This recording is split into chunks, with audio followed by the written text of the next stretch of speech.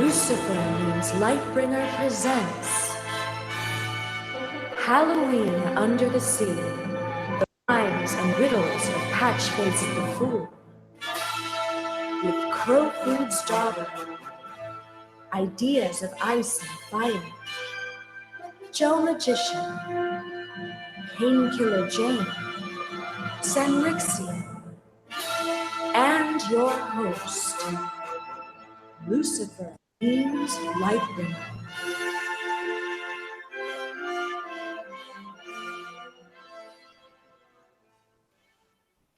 Hey there, friends, patrons, myth heads of the Starry Host. It's your Starry Host, LML. And I am here today with a very special Halloween Under the Sea. That's right, it's going to be a myth head roundtable dedicated to deciphering the mad rhymes and riddles of everyone's favorite antler hat wearing fool, Patchface. Joining me is an all-star cast of friendly faces all of you know well, plus the mythical astronomy debut of a longtime myth head patron and frequent contributor to mythical astronomy. But before I introduce our panel, I just want to apologize for wearing a recycled costume. Please hold 1 second as I grab my parrot who has escaped my head.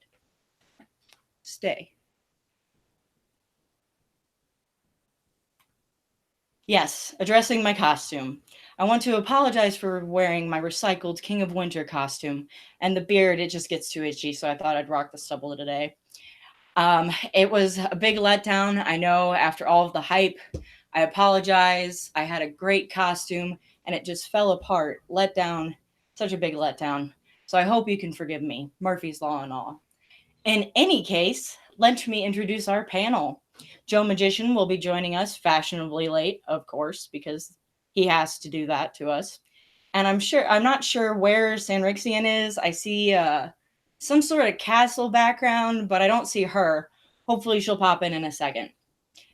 And in any case, let me start by welcoming back the beloved Crowfood's daughter of the Disputed Lands YouTube channel.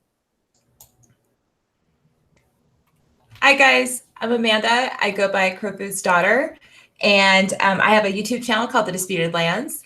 And I am here today dressed as Val the Wildling, and I've got my bearskin cloak and my weirwood brooch, and I am ready to talk about Patchface.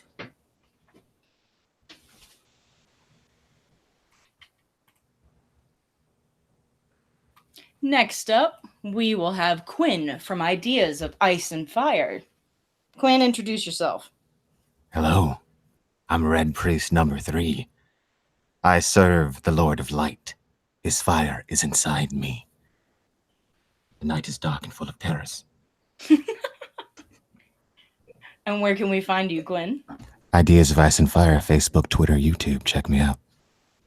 Nice, nice. And now we have making her mythical astronomy debut, the legendary, one and only PK Jane, Painkiller Jane. Welcome. Hi, everybody. I'm Painkiller Jane. I am dressed today as Jenny of Oldstones, and I'm looking for my Prince of Dragonflies today. Ooh. You can mostly find me on Twitter. I love DMs, and I love if you tag me on something, I'll probably be there. So that's mostly where you will find me. Yes, you're a frequent contributor to mythical astronomy and quite a myth head. Now, I think I see Sanri has appeared with some sort of castle background. Let's check in on her. Away, away, under the sea, under the sea. I will lead us under the sea and back out again. So awesome. Clang-a-lang, ring-a-ding-dong-ding.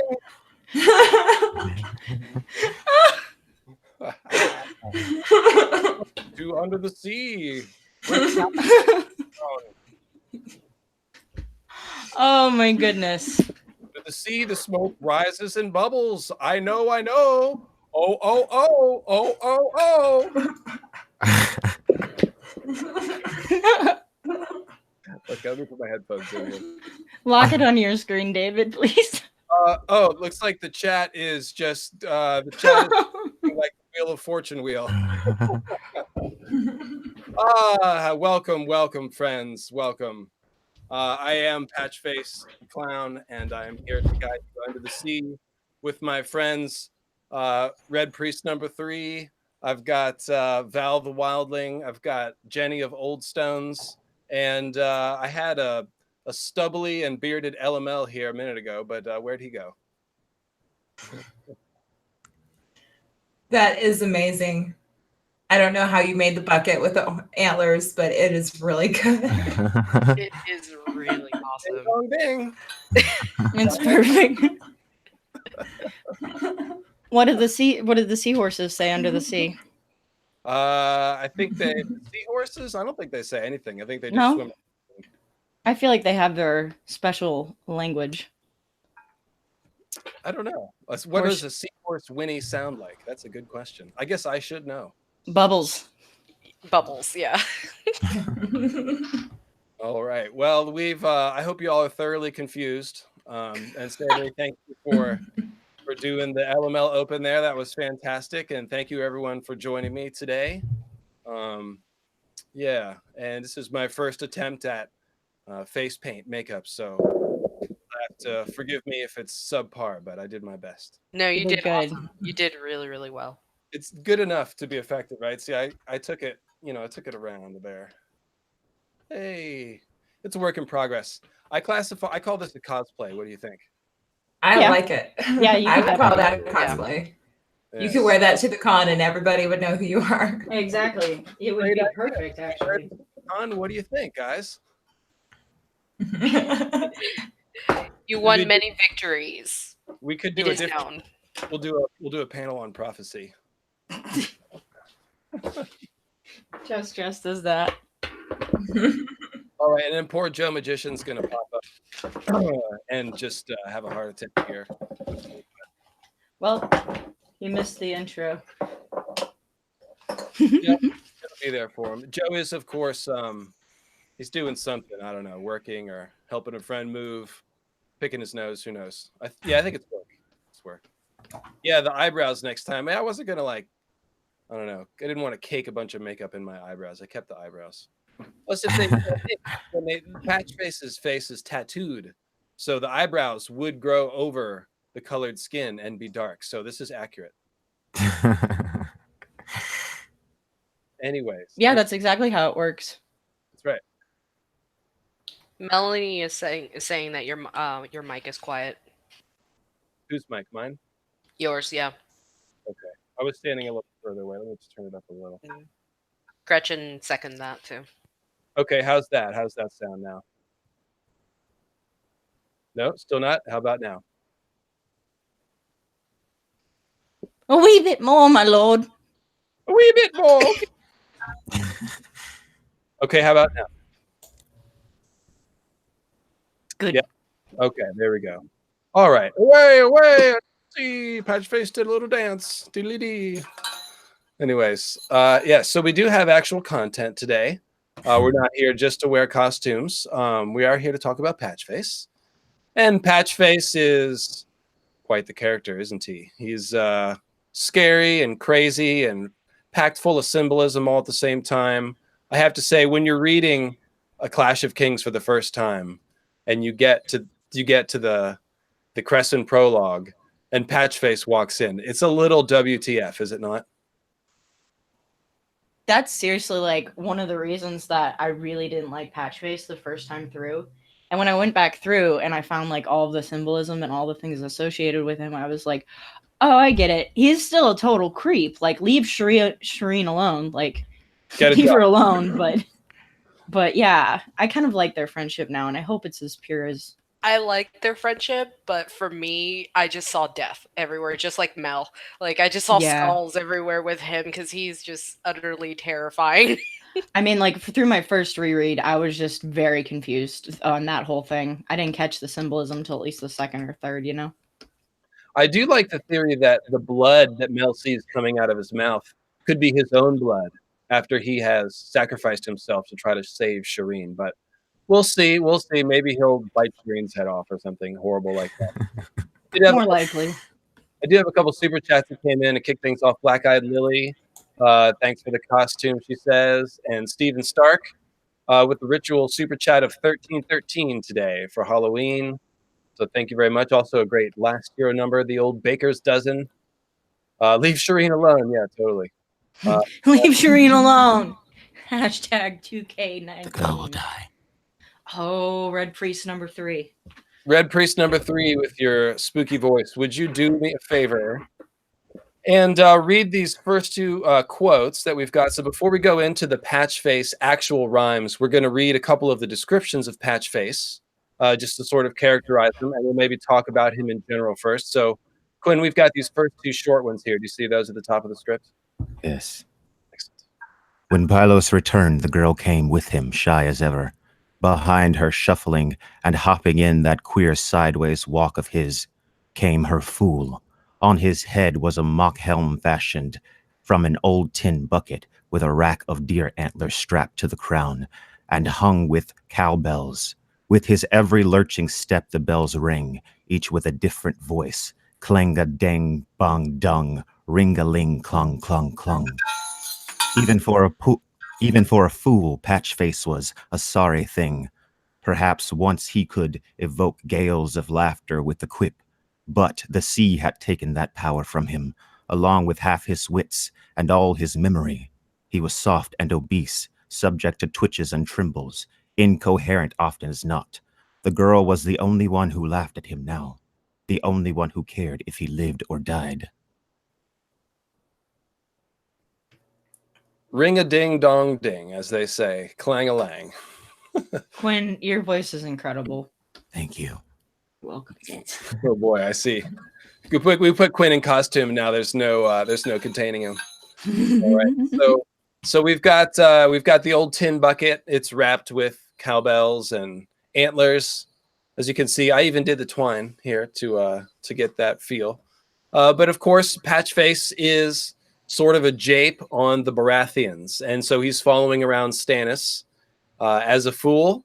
But he's sort of, he's dressing in imitation of the Stormlords, and so right there from the beginning, we should see him archetypally as one of these Storm God, Horned Lord figures. But obviously, everything about Patchface is post-transformation. So, Amanda or Painkiller Jane, would either one of you like to say a word about the role of the fool, the classic role of the fool in court life? Who's got that one ready to go? I can talk about that. So the fool is actually in court life. The fool actually is kind of given a pass at being able to make fun of and mock the people of the court. And that is what the role Motley does. It's actually a uniform that is kind of putting each of those fools into that role. So when they actually wear Motley, they are basically giving license to make fun of the king, make fun of the lords and ladies of the court. Because if anybody just went into court and started talking bad about the king or the queen, making jokes, that would be considered very disgraceful, and they could actually, in court life, they could actually be punished for actions such as that, like making fun of the king. And so the fool actually has a very, very special place in court, and he's able to do things that other people cannot. And we see some interesting things going on with Mushroom, who they say he was a Lackwit fool, but we later learned that he probably just kind of acted more like a Lackwit fool, and kind of observed things and took everything in, and was able to recount some things. Some of them was probably lies, but it seems like some of it was quite truthful. And so they felt at ease acting however they probably wanted around him. And we see that with Moon Boy too. So so the fool has a very, very special place in court where they are able to do things that others cannot. That's pretty interesting, because Patchface's role is as this oracle of visions from the other side that he's not able to translate very well, and so they come out as these mad rhymes. But it seems like George is actually building on the classic role of the fool by making Patchface an actual oracle, of the under the sea realm. And Painkiller Jane, I know you wanted to say a little bit about the fact that the bells in Patchface's antlers are said to ring with a different voice, and just the overall symbolism of the bells in general. It's something that we see across A Song of Ice and Fire in a few places, isn't it? Yes, definitely. We see it a lot. We see it firsthand with Danny and the Dothraki. To go back to what Amanda was saying, the fool is the counterbalance to keep the king mortal. So basically, he's telling him, don't the king occupies this mythical association with God or the gods or whatever, but the fool is the one that reminds him that he is mortal by making fun of him. But anyway, so the bells, I was looking up, and there's only certain places that he talks about the bells having different voices. I found several, which is a couple from Sansa. In Game of Thrones, Sansa says, "At sunset on the second day, a great bell began to ring. Its voice was deep and sonorous, and the long, slow clanging filled Sansa with a sense of dread. The ringing went on, and after a while they heard other bells answering from the great sept of Baelor on Visenya's hill. The sound rumbled across the city like thunder, warning of the storm to come." So this is right after it's a death knell. It is telling everybody that Robert died. And then later on, Sansa again said in the Clash of Kings, she goes, "How long she stayed there, she could not have said. But after a time, she heard a bell ringing far off across the city. The sound was a deep-throated bronze booming, coming faster with each knell. Sansa was wondering what it might mean when a second bell joined in, and a third, and their voices calling across the hills and hollows, the alleys and towers, to every corner of King's Landing. She threw off the cloak and went to her window." And then she goes on to say that it wasn't a slow, dolorous death knell, but a joyful thunder. So several times we see that the bells are depicted as thunder. And particularly in this scene, in Clash of Kings, the bells are associated with Dantas actually coming to tell her that they won, and he does his great the knights to be a knight, sweet lady, the foolish knight that he is. So that's pretty striking that we've got the thunder implied with the bells, because obviously Patchface is simulating the Stormlords. And there's a quote that we're going to get to where it says, perhaps once Patchface could evoke gales of laughter. Yeah. So he's got those storm god impression connotations too. So he's basically like a weird doppelganger for the Stormlords themselves, just like the fool is sort of like the conscience of the king, if you will. Definitely. That's the cool. gales of laughter is twice. He has the evoke gales of laughter earlier, and then he also has the gales of laughter went up when he knocked down Crescent in Dragonstone. So these are stormy bells that he's ringing. Definitely. And for me personally, my tinfoil is that they're all death knells. All of them, including the Dothraki, even though they're associated with victory. And victory for the Dothraki is usually killing a whole bunch of folks. So pretty much it's just all these bells ringing and just saying, "Hey, this is death coming for you." And of course, that reminds us of the last quote from the Ghost of Highheart about the Red Wedding, where she says, "The saddest sound was the little bells." So these are definitely death knell bells. Definitely. And I got to give Ravenous Reader some love. She's filling the chat with poetry here. Definitely. So Aegon Frey and Patchface for me are because of the fact that he's an Aegon the Conqueror, so he would be a call in a sense. We mentioned Ravenous Reader. We did. The Poetess of the Nenemones, because everything that happens under the sea is flowing from her great discovery of the under the sea wordplay. And so And I have drawn her a tribute here. I see that. I fixed and it I am up. drawing in verse in honor of being under the sea. So Nice. Oh, you sure are. Oh, I also do think that he, with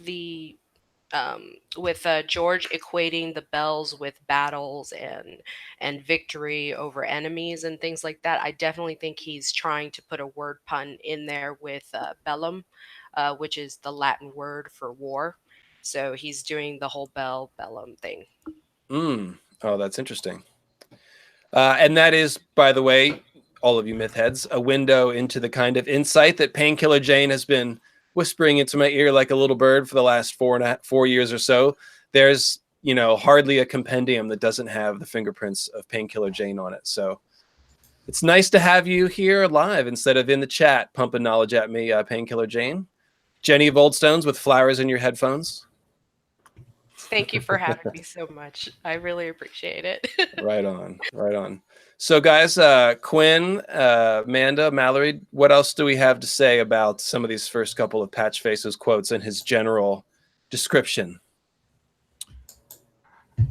Well, I would like to talk about bells just a little bit more. I talked about bells in my video on Garth and the Grey King. And one thing that you do want to know about is kind of the Baal myth that you've talked about the Baal myth before, David, haven't you? Yes. Okay. So he's another horn god, just like Sir Nunos, dies in the spring, or dies in the winter, resurrects in the spring, brings about the changing of the seasons. And one of the epithets for Baal is basically Bel. It's B-E-L. It's just an epithet, means Lord. And something that you see with the sigil of House Blacktide is a black and green fairy, which is basically a bunch of bells. They're some are inverted and some are not in green and black. So you get that green and black. And there's also 3 other sigils that have vary. And 2 of those sigils that have vary actually have pictures of stags in the sigil. And I was trying to figure out look them up really quick, but I haven't been able to. And then there's one other one that is red and green, but it's still got that green in it. And so you can kind of see just these echoes of this connection with that berry and the bells and that horn god symbolism being played out in the sigils. So it's something to kind of look at. Yeah, too. And I was thinking of House Tarley. They're the red and green with the huntsman, and they've got all the horned god and horn blowing symbolism. And you heard in the description of the bells that we just heard that these bell sounds are probably the same sound as the cry of agony and ecstasy that breaks the moon. It's the boom dooming of the great heart that we hear. There's this thunderous sound that always appears in the middle of the Lightbringer forgings. And I'd have to think these bells, especially the thunderous ones, are playing into that motif. So, but like I said, we are dedicating this one to Ravenous Reader, and she's dropping some poetry here in the chat. And I want to read some of it because this is some of the background of where these bells and Patchface and all this stuff comes from, the end of the sea stuff. So here's one. No man is an island, entire of itself. Each is a piece of the continent, a part of the main. If a clod be washed away by the sea, Europe the less. As well as if a promontory were, as well as if a manor of thine own, or of thine friends were. Each man's death diminishes me, for I am involved in mankind. Therefore, send not to know for whom the bell tolls, it tolls for thee. So that is, somebody help me out. Is that Shakespeare or what is that? What did I just read? Metallica. Just kidding. No, that's John Milton. John Milton. Okay, and so most of us probably just know that last couple of lines. I know it from the old Adam West Batman series where they used that line. Isn't it Hemingway? No? Okay, never mind. Sorry, yeah, it's John Donne, but Hemingway did write a book that's called For Whom the Bell Tolls. Okay, I'm not crazy. Thank Yeah. you. That's all I So wanted. I'm exposing myself as a low quality lit nerd here. So, but that's why I have people with street cred like Painkiller Jane here on the panel. But the point is, the idea of the bells tolling for death is well established as a literary trope. So even when the bells seem happy, it seems that George Martin is playing with that secondary layer there. And then the other bit of poetry that I want to read that Raven Salix was dropping in is where some of the under the sea stuff comes from. And oh, Ravenous, it got buried. You'll have to post it again for me, the 40 fathoms bit. In any case. All right, so we just lit nerded out there for a second. But Patchface is kind of, I mean, he's full of references to all kinds of things. He's one of the probably the best examples of why you don't want to just read A Song of Ice and Fire, but rather follow some of these rabbit trails that George lays out for us. It leads you to learning all kinds of things. But see, we've got the longer story of Quinn. Actually, you were going to speak up with a bit to say about Patchface. Yes. And after you're done, would you go ahead and read this next quote about Patchface's drowning? Which should be the next thing in the doc there. Okay. But give us your thoughts first. Yeah, I actually wanted to talk about Patchface's drowning, so maybe I should read that quote first. Okay. Okay. Patchface had come to them as a boy. Lord Stefan of cherished memory had found him in Volantis across the narrow sea. The king, the old king, Ares II Targaryen, who had not been quite so mad in those days, had sent his lordship to seek a bride for Prince Rhaegar, who had no sisters to wed. "We have found the most splendid fool," he wrote Cresson, a fortnight before he was to return home from his fruitless mission. "Only a boy, yet nimble as a monkey, and witty as a dozen courtiers. He juggles and riddles and does magic, and he can sing pretty in 4 tongues. We have bought his freedom and hope to bring him home with us.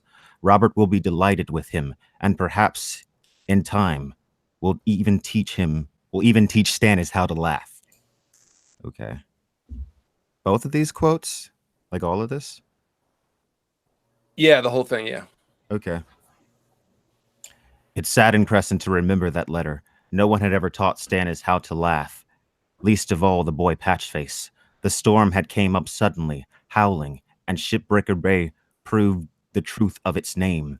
The Lord's 2-masted galley, wind-proud, broke up within sight of his castle. From its parapets, his 2 eldest sons had watched as their father's ship was smashed against the rocks and swallowed by the waters. 100 oarsmen and sailors went down with the Lord Stefan Baratheon and his lady wife, and for days thereafter, every tide left a fresh crop of swollen corpses on the strand below Storm's End. The boy washed up on the 3rd day. Maester Crescent had come down with the rest to help put names to the dead. When they found the fool, he was naked, skin white and wrinkled and powdered and wet with sand. Crescent had thought him another corpse, but when Jami grabbed his ankles to drag him off to the burial wagon, the boy coughed water and sat up. To his dying day, Jami had sworn that Patchface's flesh was clammy cold.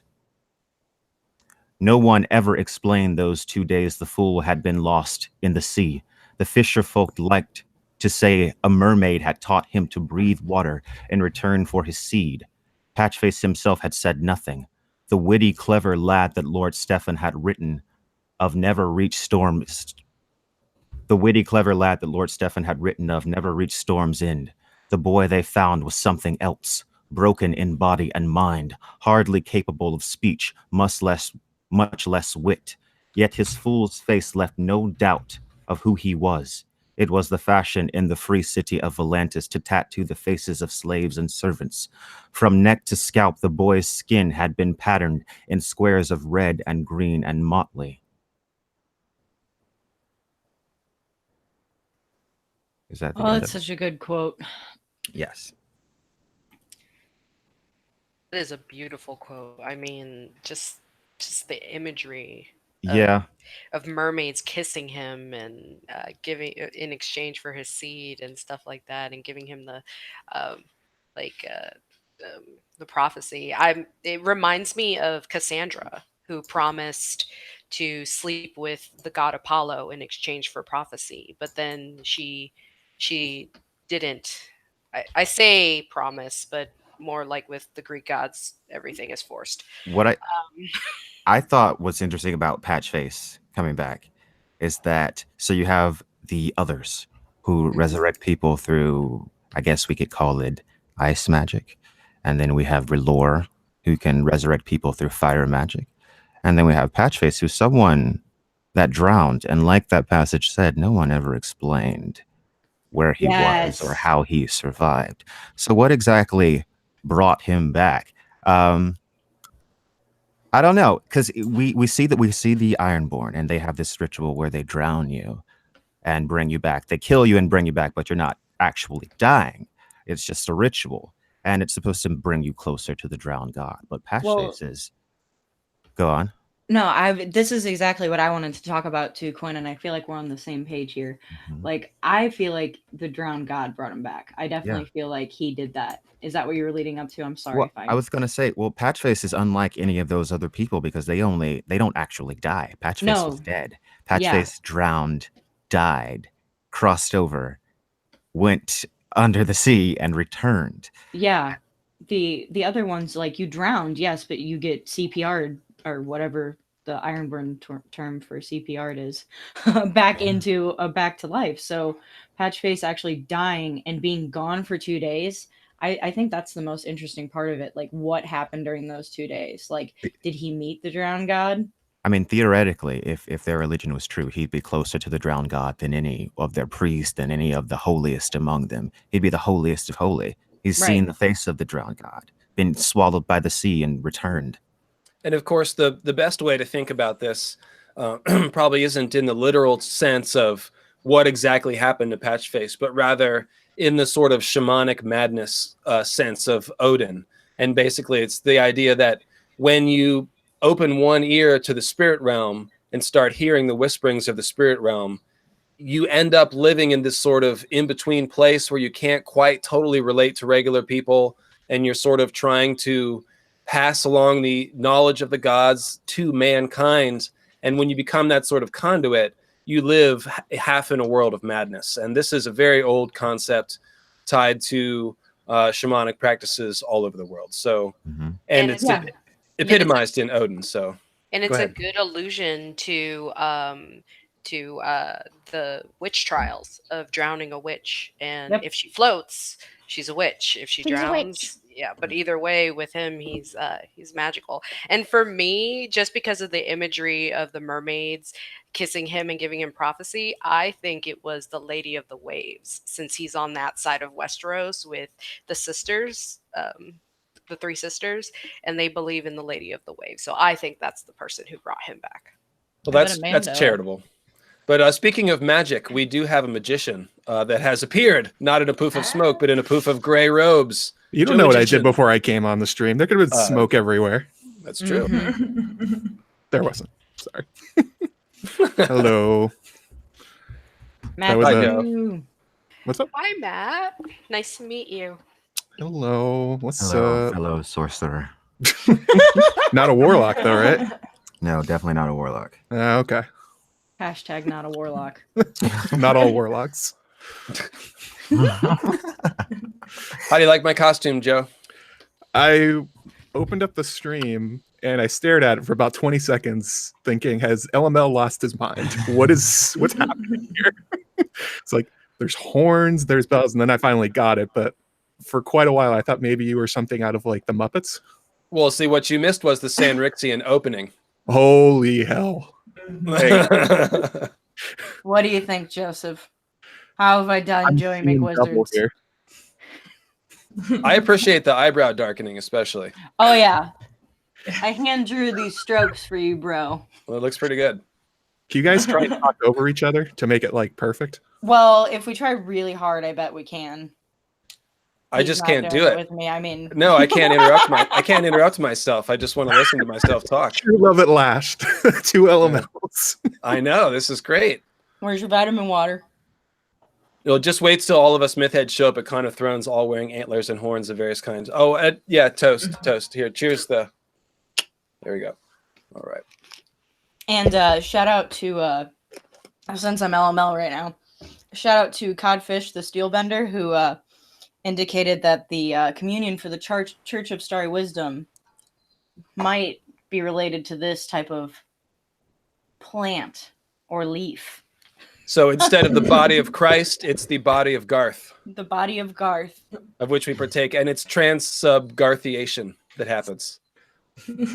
I never heard of smoking the Green Lord, but I guess that could be a thing. It's like riding the dragon, smoking the Green Lord. We can come Yep. up with 100 of them, and we will. That's right.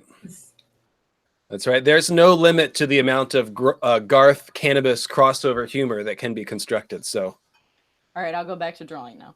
all right, thank you for pop. Well, we did need Joe to get a full. We did need. Oh Yeah, my full. god.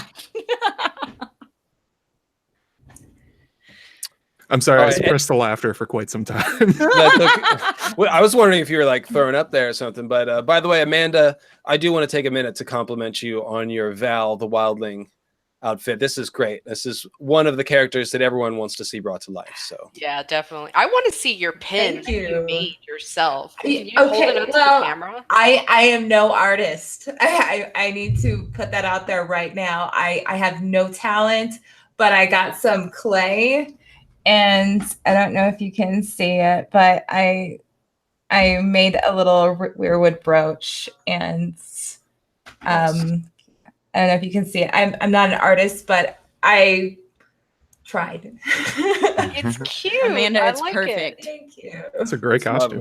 lovely. Thank you. So going back to, we were talking about Patchface and what we were thinking might be what's going on with the drowning. And I did a whole video on it. I'm not going to get too into it. But I do think that the drowned god is related to the magic, is probably related to the old gods and children of the forest, just like all magic is probably related in some form or fashion. It just depends on how the practitioner decides to harness it. When with Melisandre's vision, with Patchface, with the skulls and the mouth looks like it's full of blood, I think that it might actually be an explanation as to how he survived the shipwreck, because of that connection to the old gods and the children of the forest with the drowned god. It may actually be like a weirwood stigmata type of a symbol rather than actual blood. And so I think that may be just the author trying to provide us with some symbolism to kind of show us what's actually kind of going on with Patchface. I've talked about a lot of the Lovecraft references and how they can kind of relate to the children of the forest. And you did that as well, David, when you talked on Quinn's live stream, I think in February, actually. So I think that might be hinting at what's going on with the drowned god is actually a similar type of magic. So. Yeah, that one was called the Strange Creatures stream that I did on Quinn's channel. It's one of the more fun. That's a great one. Oh, so it's called the Forgotten Magical Creatures of a Song of Ice and Fire. Okay, cool. There it is. Yes. Yeah, I'm actually pulling it up to see if I can drop the link here in a second. But yeah, we talked about the old ones and the influence of the Lovecraftian old ones on the potential green men and the old ones of Lang. And I'm going to follow up that one actually with the full theory, but that is on the Ideas of Ice and Fire YouTube channel from a couple months back. So And that's actually a fully edited podcast. It's not a stream. that's Just so true. you know. Mhm. Well, no, let's. Yeah, you And spend it's a lot good of one. time. Be sure to check it out. It's a really good one. Yeah, video editing is hard work. You definitely want to get full credit for that. Yeah, Yes. you do some good video work, Quinn. Thank you. As a Thank you. video Good. editor by day. Yeah, it's kind of scary where you've taken your video editing to actually with the I with the know. latest Dune videos and stuff. I mean, Just look Wow. at his screen right now. He's like in a different dimension with smoke and stuff. Just wait to see my Halloween live stream on the 31st. It's gonna No. blow. He's just right next to LML. That smoke's just coming from him. Uh-huh. well, I will definitely be there on the 31st. What time is that, Quinn? That's 7 p.m. EST. Yes. Nice. It's gonna be awesome. Well, I'll definitely be Yes, there. I will- And I'll be there too. I will be there in spirit. I'll be taking my kids trick-or-treating, but I wish I could go. I'll trick- I'll secretly be dying inside because I'm gonna miss the live stream because you have some pretty good live streams, Quinn. Thank you.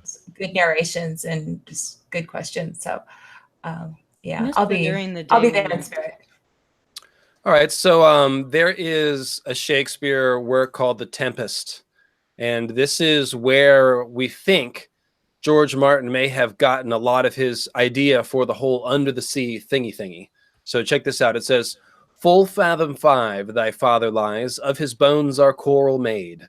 Those are pearls that were his eyes. Nothing of him doth fade, but doth suffer a sea change into something rich and strange. Sea nymphs hourly ring his knell. Hark, now I hear them, ding dong bell." So you've got some bells going off underwater. You've got sea nymphs. And of course, all of this comes from a character named Ariel, who is a spirit that has been trapped in a tree. So we've got the trapped in a tree goddess, spirit thing happening with the under the sea imagery and the ringing bells. And so you can see how some of this stuff was playing in Martin's mind when he fathomed this madness. So I just want to put that in because, again, Ravenous Reader is the author, not the author, but the discoverer of this under the sea wordplay, which we're going to revel in today. And I would not be doing it justice if I didn't read her poetry, because she just loves the poetry influences on A Song of Ice and Fire. So anyways, we've talked about sort of the basics of Patchface here. And there is, let's see, there's a couple others where, here's a good one which compares, I'll just read it. So, Littlefinger gestured languidly. A trade envoy from Lys once observed to me that Lord Stannis must love his daughter very well, since he'd erected hundreds of statues of her all along the walls of Dragonstone. My lord, I had to tell him, those are gargoyles, he chuckled. Sir Axel might serve for Shireen's father, but in my experience, the more bizarre and shocking a tale, the more apt it is to be repeated. Stannis keeps an especially grotesque fool, a lackwit with a tattooed face. Grand Maester Pycelle gaped at him aghast. Surely you do not mean to suggest that Lady Selysh would bring a fool into her bed? You'd have to be a fool to want to bed Selysh Florent, said Littlefinger. Doubtless, Patchface reminded her of Stannis, and the best lies contain within them nuggets of truth, enough to give a listener pause. As it happens, this fool is utterly devoted to the girl and follows her everywhere. They even look somewhat alike. Shireen has a mottled, half-frozen face as well. Pycelle was lost. But that is from Grayscale, that near killed her as a babe, the poor thing. I like my tale better, said Littlefinger, and so will the small folk. Most of them believe that if a woman eats rabbit while pregnant, the child will be born with long, floppy ears.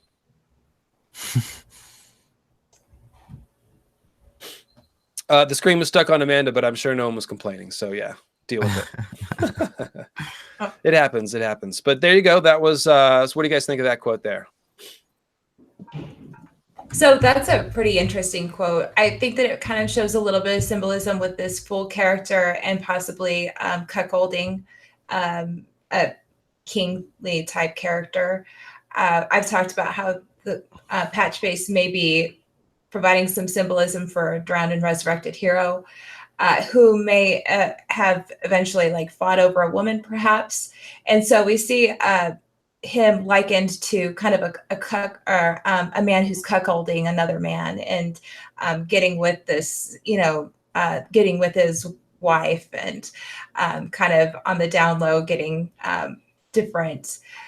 Yeah, that's kind of funny, isn't it? The whole idea of when you cuckold somebody, it's called giving them horns. So like when Cersei has Jaime impregnate her the first time, she's like, I want Robert horned. So now we've got a whole extra thing where we've got a horned guy cuckolding another horned guy. It's very horny. Exactly. And there's a lot of fertility symbolism, especially, considering they're talking about siring a child. At the end, they're talking about a pregnant woman eating too much rabbit and getting rabbit ears. Again, lots of fertility symbolism, especially with the rabbit as a fertility symbolism, as a fertility symbol.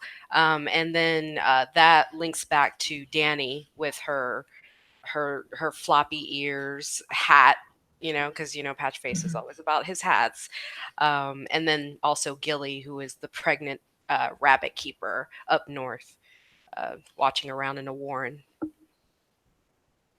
Nice. And Patchface even ends up with like rabbit and squirrel pelts as they make a new motley for him when they get up north that's warmer. And they make it out of rabbit and squirrel pelts. So that's continued floppy ear rabbit symbolism. The hat is a squirrel, though. It's a squirrel. Is it? Yeah, the actual hat itself that has the antlers and everything is like made out of squirrel. Everything else, like his outfit, though, is. Are you dissing my costume? Are you suggesting that? I love your That's costume. winter. You have okay. to do winter version Patchface with the You are squirrel on summer your head. version Patchface. You sweet summer child. And of course, we have talked a bunch about Patchface in the Sacred Order of Green Zombie series. I don't want to rehash all that, but of course, Patchface draws from Santa Claus and the Horned God mythology and Krampus and all that kind of stuff. He's a particularly insane version of all that line of symbolism. But you know, so like Krampus is kind of insane, and Santa Claus is a little kooky, to be honest. When you compare him to someone like Garth, not Garth, but like Cernunnos or Pan, who's a bit more serious. But there's a range of these figures, and Patchface is essentially should be viewed as the insane version of all that. So if you want to get a little more background on the connection to Green Man mythology, then check out the Sacred Order of Green Zombies. That's where you can find that. But let's see. I've got one more. Okay, so here's another quote about Patchface giving, or Solis giving Stannis horns with Patchface. So this is Stannis talking, or this is Davos talking rather. It says, "When I was smuggling, I learned that some men believe everything and some nothing. We met both sorts.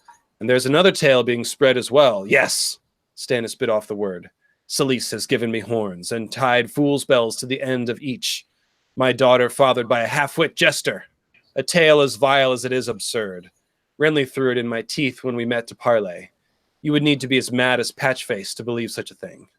So it's just sort of highlighting just what we were talking about. Stannis being horned, given horns by this whole thing. So, And Moonboy too. What's that? Moonboy. There's also Jamie thinking about Moonboy, and she's with everybody, and Moonboy for all I know. So there's that as well, because it's like an inner mantra in Jamie's head that she's doing everybody, and then he always finishes out, and Moonboy for all I know. So it's also more that fool and cuckolding type of language going on. So. I was also thinking about Lan the Clever, where a similar sort of unassuming person, like Lan the Clever, is supposed to be that he what Patchface does, his rhymes, and the reason he got recruited was he was very clever when he was over in before his drowning. And then the cuckolding thing, sort of a foolish character that sneaks into the Lord's bed. That's something that goes back quite a ways in the mythology. Very cool. Thank you, Joe. And by the way, Joe, did you have any other random thoughts based on some of the stuff we talked about already that you wanted to pipe in? I didn't catch much before I jumped on. I was driving, so okay, no I'm worries. just catching up now. Cool. Just wanted to give you a chance. All right. So now we're about to dive into the actual Patchface quotes. And I thought I was just going to pull them out of the text and put them in sort of a list. But as soon as I started looking into it, it seems that the actual scenes that are happening around the quotes most of the time act as context for what he's talking about. Either Patchface is reacting to something that's happening around him, or George is hiding symbolic clues, around the action of when Patchface talks. So the Clash of Kings prologue is where we get like fully half of the Patchface quotes. It's kind of his big one. He pops up in other chapters just for little bits and pieces, but we're going to spend a good amount of time just on this prologue because it has, like I said, about half the quotes. So before we go into that, I just want to sum up what Under the Sea means in case anybody has missed it. I just want to make sure everyone is sort of on the same page. So the idea is that the underwater realm, the ocean, has long been viewed as a metaphor for the underworld, just as space is called the cosmic ocean, and it's viewed as, the other world, or you might see an underground area like a cave. Shout out to Wiz the Smith's Hollow Hills essay. Underground places are sometimes symbolic of the underworld, and so is the ocean. And in A Song of Ice and Fire, the underworld, or the afterlife, The one that we care about is the Weirwood Net. That's where we know that souls actually go after they die. The Green Seers go there. It seems like all of the children of the forest kind of go there in some sense. And so what Ravenous Reader has discovered is that anytime Patchface is talking about something that happens, quote, under the sea, what he's actually talking about is things that are happening inside the Weirwood Net, what we call the Weirwood Net, the realm of the Green Seers. And the pun is basically Green Sea versus Green Seers. The Green Seers live in the Green Sea. And so everything that happens under the sea, like the squishers, people drowning, when people drown, that's actually symbolic of them dying and going into the Weirwood Net and then being resurrected, like John will be, or like Cold Hands was, or like I think the Green Zombies were. And when I say Weirwood Net, I'm really talking about, you know, John is a skin changer, obviously. He's not a Green Seer. But when he dies, he's going to go into his wolf, which is the color of a Weirwood tree. And it's that skin changer power that's going to preserve his soul and allow him to be reborn fully. So he's going to be reborn from the sea. And of course, one of the things that's prophesied about Azor Ahai is that he's a hero that will be reborn in the sea. And this is not talking about Azor Ahai as a Merling or as somebody that literally is resurrected in the ocean like the drowned god says, but rather somebody who's actually reborn from the sea of the Weirwood Net. And so that is everything that we're going to talk about when we talk about Under the Sea. We're going to be sort of looking at it. We'll look at it basically from all angles, but the main angle that we're considering is the insight that Patchface might be giving us about all things Weirwood Net. So with that said, let's dive into this A Clash of Kings prologue. So it begins with the comet's tail spreading across the dawn, a red slash that bled above the crags of Dragonstone like a wound in the pink and purple sky. That's actually the first line of A Clash of Kings. So this whole chapter really is about fire and blood, comets, dragons. It's all throughout. The Crescent is wandering around Dragonstone, considering all the dragons and how they might come to life, and how he's seeing omens in the comet, and he's thinking about Melisandre, who's trying to wake stone dragons. So there's a kind of a motif running through this whole chapter, and it's definitely begins with that first sentence. And so it continues with Crescent thinking that the comet and the White Raven are both omens. And if you think about the White Raven signals the change of the season, while the comet is called the sword that slays the season. And of course, according to my theory, the comet is the one that brought the long night. So it literally slayed the rotation of the seasons. And so we can see a similarity right away with the White Raven and the comet as omens of the change of the seasons.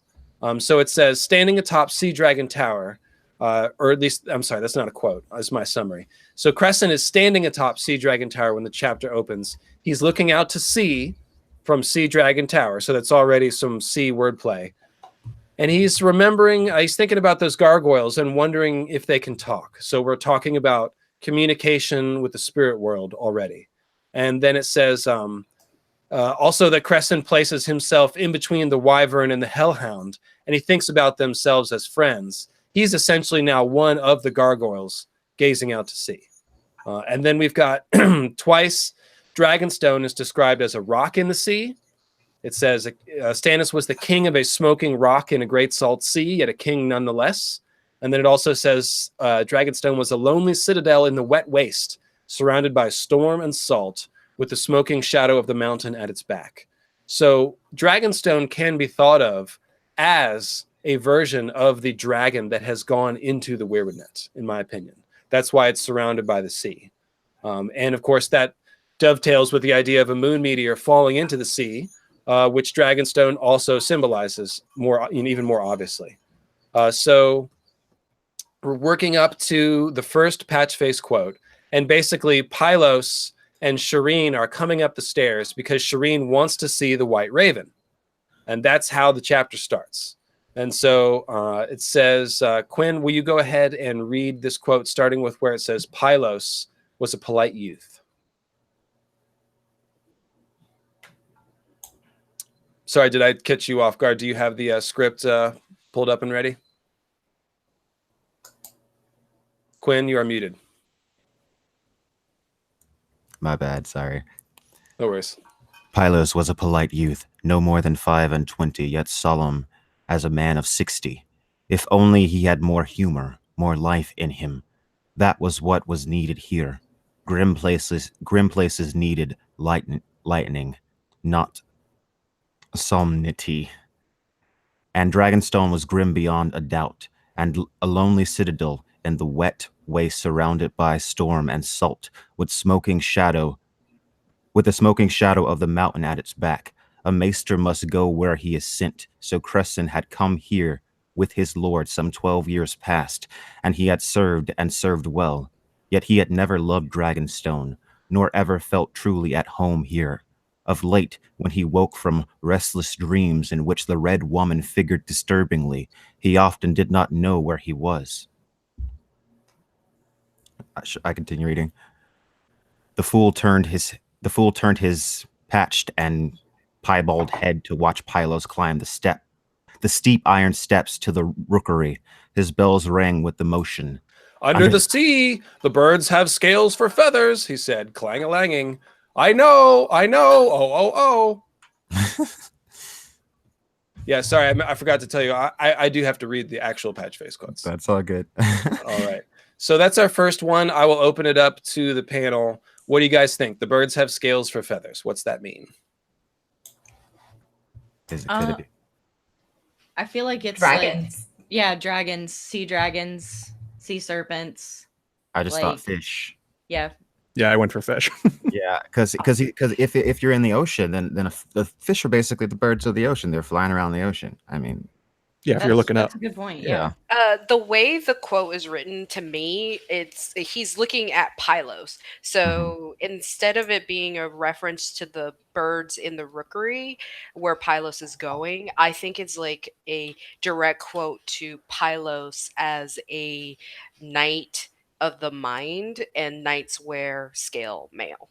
So I always think the birds have scales, and so they have armor. That's cool. So yeah, I like that a lot. That's a good, and of course, none of these are going to be exclusionary. I think that the Patchface rhymes are a great example of multiple meanings, because besides whatever Weirwood Net clues that we're going to find, most of these prophecies also have literal application to the story. Like one of them is a prophecy of the Red Wedding, which is obviously a very plot-centric thing for Patchface to see, but the words will also have double meanings for symbolism. So just remember that as we talk about these various meanings, we're definitely not considering these as sort of exclusionary of one another. So I like that. I like the layer of the maesters as the knights of the mind wearing scale armor. And of course, so here's the thing about the birds have scales for feathers. So we're describing the birds as fish. Well, like I said, the dragons, the comet at least, is compared to the white raven right at the beginning of the chapter.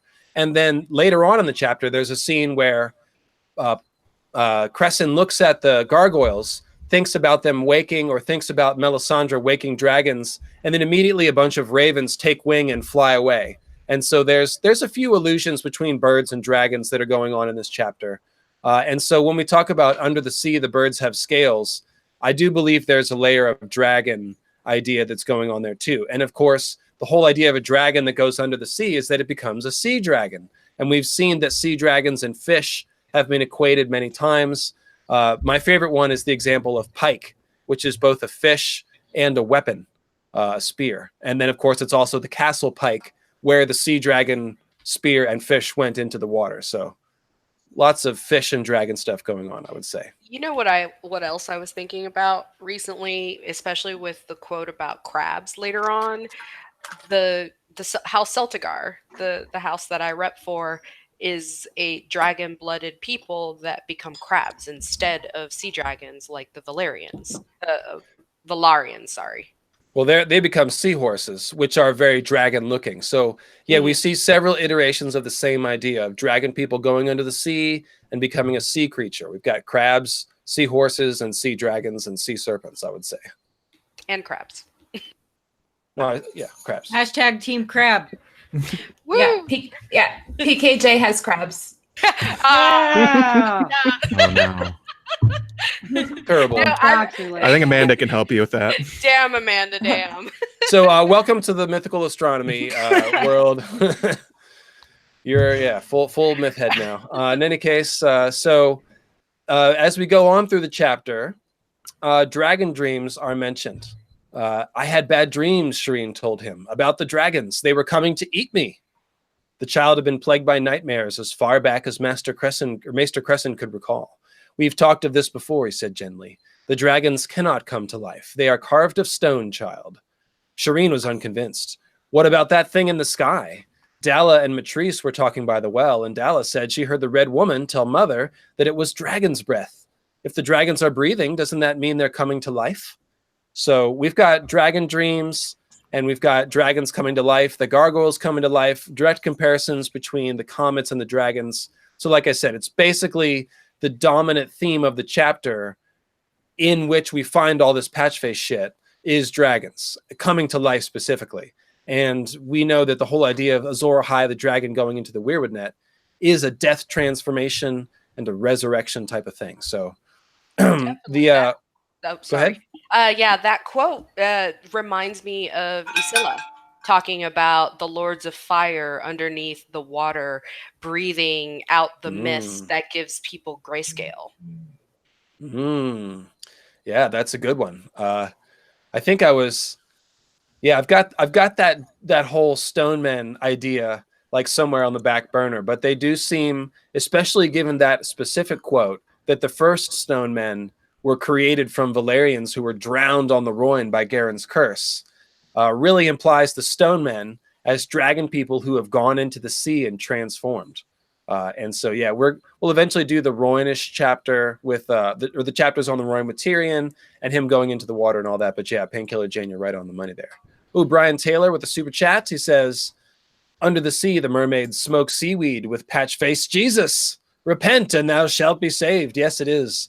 4:21 East Coast time. So it is time to partake of the body of Garth, if you have it. I'm wondering The what part of body his of body is Garth coming from. It's like his compels you. hair? Like, what's going on? From his crown? I don't know. Seems weird. Who? The Patchface? No, the Garth weed. Where are we harvesting this from on it? Well, you know where all of his power is. His beard. I mean, if Oh, you're just talking about snipping off the body beard? parts, Yeah, there's only one answer, really. I know where Amanda's going. It's about fertility. So I mean, there's only one place where that power is. We're smoking pole, It's a guys. We're cup. smoking pole. Right there. Secret ingredient. Secret ingredient. All right. Well, we're Bunch serving of up lumberjacks. yeah, totally. I cut down trees, I skip and jump, I like to press wildflowers. Wait, is this extra confusing if I do the lumberjack song and then Patchface regalia? All right, let's It's extra let's great. keep going. So the conversation then flows seamlessly from comets and dragons to, again, the White Raven and the fact that winter is coming. And then it says, Quinn, go ahead. From Will It Get Cold Now? Okay. Will it get cold now? What? Let me start over. Will it get cold now? Shireen was a summer child and had never known true cold. In time, Crescent replied, if the gods are good, they will grant us a warm autumn and a bountiful harvest so we might prepare for the winter to come. The small folks said that a long summer meant an even longer winter, but the maester saw no reason to frighten the child with such tales. Patchface rang his bells. It is always summer under the sea. He intoned. The merwives wear nenemones in their hair and weave gowns of silver seaweed. I know. Oh. Shireen giggled. I should like a gown of silver seaweed, Under the sea, it snows up, said the fool. and the rain is dry as bone. I know. Oh. Will it truly snow? The child asked. It will, Crescent said, but not for years yet. I pray, and then not for long. Ah, here is Pylos with the bird. And the bird is described as snow white as soon as it arrives. So the idea of, bringing the turn of the seasons is extra emphasized. So we've got two quotes here, guys. It's always summer under the sea. The merwives wear nenemones in their hair. They weave gowns of silver seaweed, and it snows up, and the rain is dry as bone. So that's quite the offering there. Bubbles. Who wants to go first? Well, I think it snows up and the rain is dry as bone. It's bubbles, obviously, right? He's talking about bubbles because Yeah, bubbles are bubbles. just air, and they go up, and then it's always summer under the sea. That's an interesting one. There's like no change. There's in no the seasons change. under the sea. It's like, It's right? still, yeah. And then Crescent also refers to the sea as a waste, like a wet waste earlier in that chapter, because Yes. it's kind of like still and unchanging. Yeah, Danny has a line in I believe it's in Clash when she's wandering around the Red Waste, and she actually does say that the riverbed was as dry as a dead man's bones and things Yeah. like that. Well, upturned, like it. Remember when we were talking about Naga's bones, and what they look like a weirwood tree, like under the sea. In real life, ships look like they blend in with the ground, so it could definitely be. They could be white. They could be like horrific. So I definitely get that connection. Makes sense. Yeah, good point. And it's also when he says it's always summer under the sea, I don't want summer to go on forever. That is just horrible. Yeah, no thanks. It's like like really long dog days of summer forever in a day when it's hot as hell outside and it's like 1,000,000 degrees and walking outside is like on the surface of the sun. Like when you can cook an egg on your car. Wait, Yeah, it also trash thing. Sorry. Yeah, it is, and I know what you're talking about because of where I'm from. But I do think so. Always summer. It almost implies that the weirwood net is outside the cycles of time and the cycles of the seasons, right? Just like it says, the weirwood sits astride the river of time and is not moved by it. So it's kind of this thing that's outside of the cycles and the constraints of everything. And then I also have to think about, the wolf named Summer that went with Bran literally underground. And I love talking about the idea of the sun going underground at night as the underground sun, or the son of night, the night sun, the Zabalba concept. And so when we have literally Bran, who is a sun god figure, going underground with his wolf named Summer, it's literally summer under the sea. So there's a few layers to that one. And what do you guys think of that? When you reference Zabalba, another parallel to that is the ancient Egyptian myth of Ra going underground every night and resurrecting the sun. And he's definitely a Solar King figure, totally, which is very interesting. And kind of, it's a little bit different than Zabalba, but it's the same kind of myth. Oh, sure, yeah, different culture, but similar concept. Yeah, So similar concept. So I have a question for you, David. MM. With the sorry, I'm tired. So the Lion of Night being the night, the sun in the night, going, rampaging, doing his wild hunt. Would that be the Sun King and Summer under the sea type of situation? It could be. So if you think about it, well, so when the sun is underground, it's nighttime. And so that would be a description of the long night. I mean, that's the whole idea. When the maiden made of light turns her face, that's the bright face of the sun turning away and hiding. It's just like hiding under a cave. And then the Lion of Night comes out. So that's that's the night sun concept. Totally. So there's, go ahead, Amanda. Okay, so one thing that I noticed, and we've talked to, and you and Ravish Reader have talked about the Nenny Mums before. So the Nenny Mums is not an actual thing that we're aware of. It sounds like kind of a made up convention. However, in the sea, there's actually something called an anemone, which sounds a lot like the Nenny Mums. And the anemone is found in the sea, but it's also found in on land. There's a flower called the anemone, and it is very symbolic of the death of a corn king type figure. It's the death of Adonis, and he's kind of an analog to Attis and Tammuz. And when he died, his blood was actually turned into the anemone flower. Another thing. Go ahead, Sorry, Amanda. go ahead. Yeah, let her finish. Oh, okay. And so when we see this breaking of the cycle of seasons, it's always summer under the sea. And the death of Adonis is actually one of those things that's a catalyst for the changing of the seasons. So we're seeing kind of a mention of the seasons being broken, and then we're given kind of a direct reference to one of those cycling seasons changings myths with the mer wives wearing anemones in their hair. So so what I'm seeing is possibly a reference to this dying and resurrecting God. And I think that you were talking about that in one of our chats. You had saw something with under the sea, it snows up with this dying and resurrecting God as well, David. Totally. But there's actually a catch in the chat. Chow AJ is saying, if fish represent dragons, then merfolk would be half dragons, like Targaryens. And that's the whole idea, is that this dragon green seer goes under the sea, becomes a fish. So he would be a merfolk, or a merman. So he's the anemone flowers are purple, are they not, Amanda? Yes.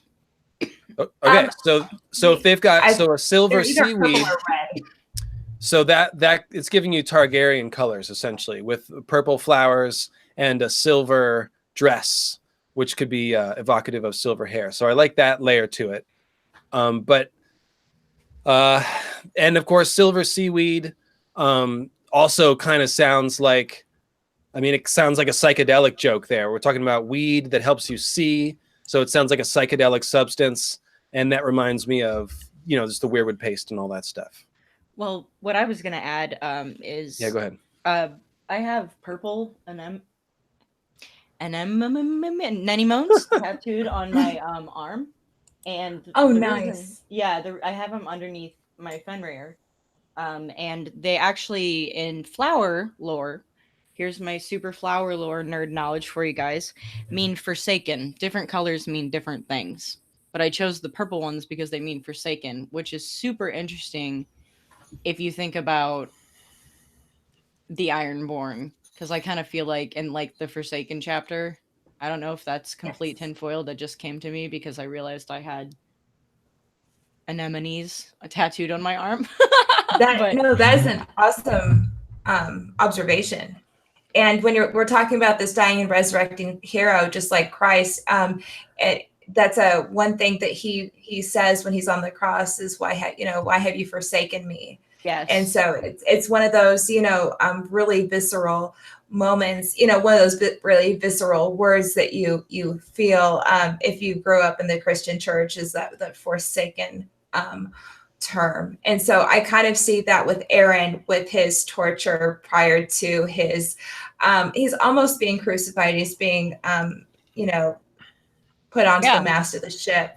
So we're seeing kind of this hint at this dying and resurrecting Lord, because of course Jesus is the Corn King as well. Yeah. So. Do not forsake me. Yeah, no, that's exactly what I was getting at. There's a parallel to Christ there, and even in the Egyptian myth, I probably mentioned this before. In the Egyptian myth of where the cross comes from, Set, the god of chaos, Horus's grandfather, Osiris, the god of the underworld, literal Corn King, Set is crucified on a Y-shaped cross. So, getting a little off topic though. So I was just noticing how much we have left to go and how long we've been on. So I do want to say one thing about under the sea, it snows up and the rain is dry as bone. So you guys are right that this does have to do with bubbles. And later there's a quote that says, under the sea, the smoke rises in bubbles. And that's what the whole thing about snowing up is about. It's really about smoke. So check this out, ash specifically. So I've got a couple of great quotes about snow turning to ash or ash turning to snow. So let me just preface this by saying this is really heavy weirwood portal action. The weirwoods And I'm going to get into this on the signs and portals thing, but the Weirwood Net is like a gateway between ice and fire. It's the transformation point between ice and fire. And so what happens is there's several scenes where we see something fiery literally morph into something snowy. And one of those is where Melisandre is literally looking into the fire. Actually, it's Stannis looking into the fire. Hang on one second. I do have to tell you that this live stream is brought to you by Dayquil. I am a little under the weather, so if I sound a little stuffy, under the weather, under the sea joke, that is why. So cut me some slack. But in any case, this is from A Storm of Swords, Davos. You saw it, sire? It was not like Stannis Baratheon to lie about such a thing. With mine own eyes, after the battle, when I was lost to despair, the Lady Melisandre bid me gaze into the hearth fire. The chimney was drawing strongly, and bits of ash were rising from the fire. I stared at them, feeling half a fool, but she did bid me look deeper, and the ashes were white, rising in the updraft, yet all at once it seemed as if they were falling.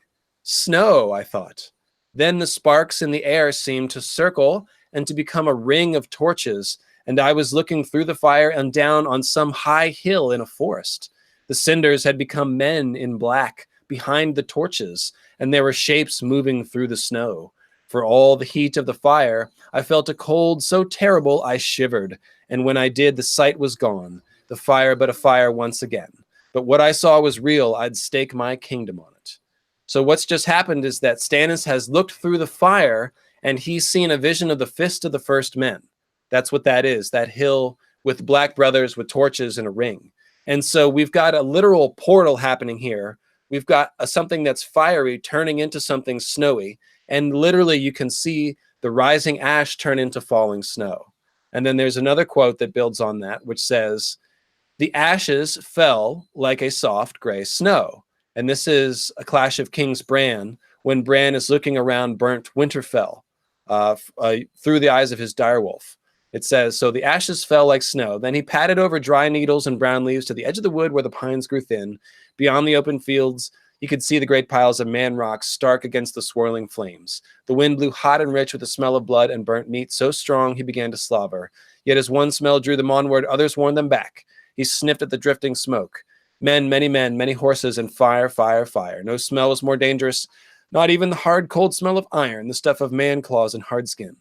The smoke and ash clouded his eyes, and in the sky he saw a great winged snake whose roar was a river of flame.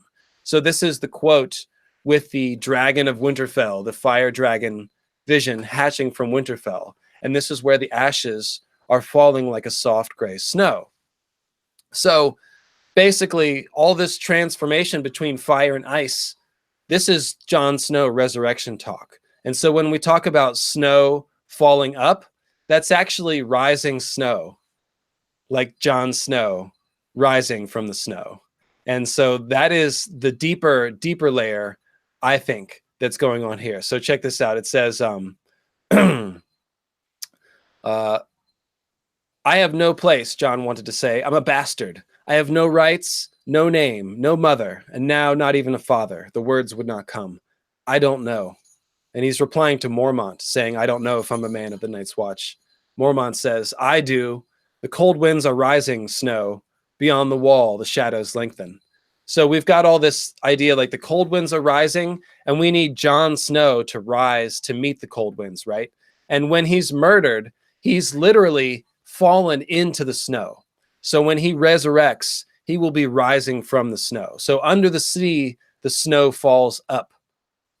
It's not only the whole ash to smoke thing, but it's Jon Snow rising from the dead.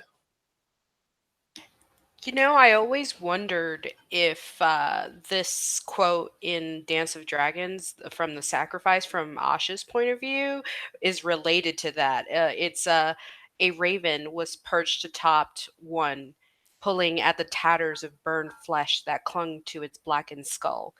The blowing snow had covered the ashes at the base of the pyre and crept up the dead man's leg as far as his ankle.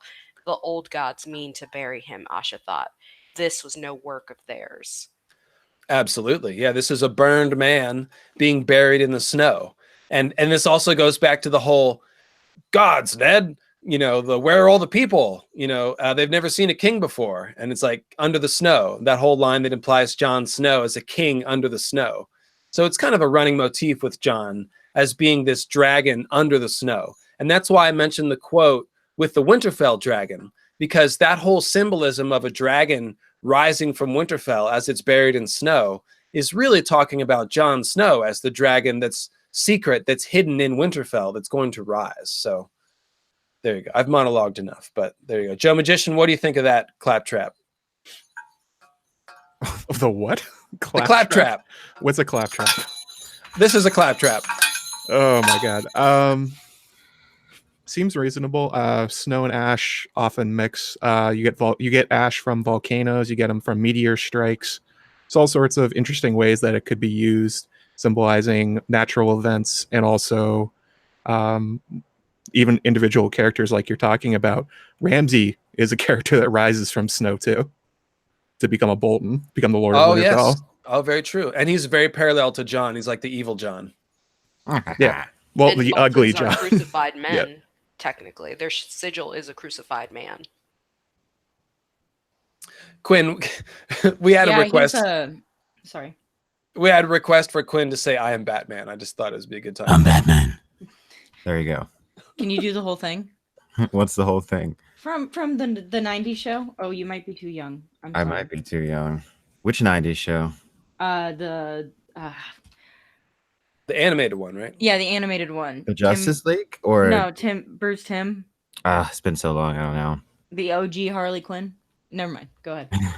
I'm sorry.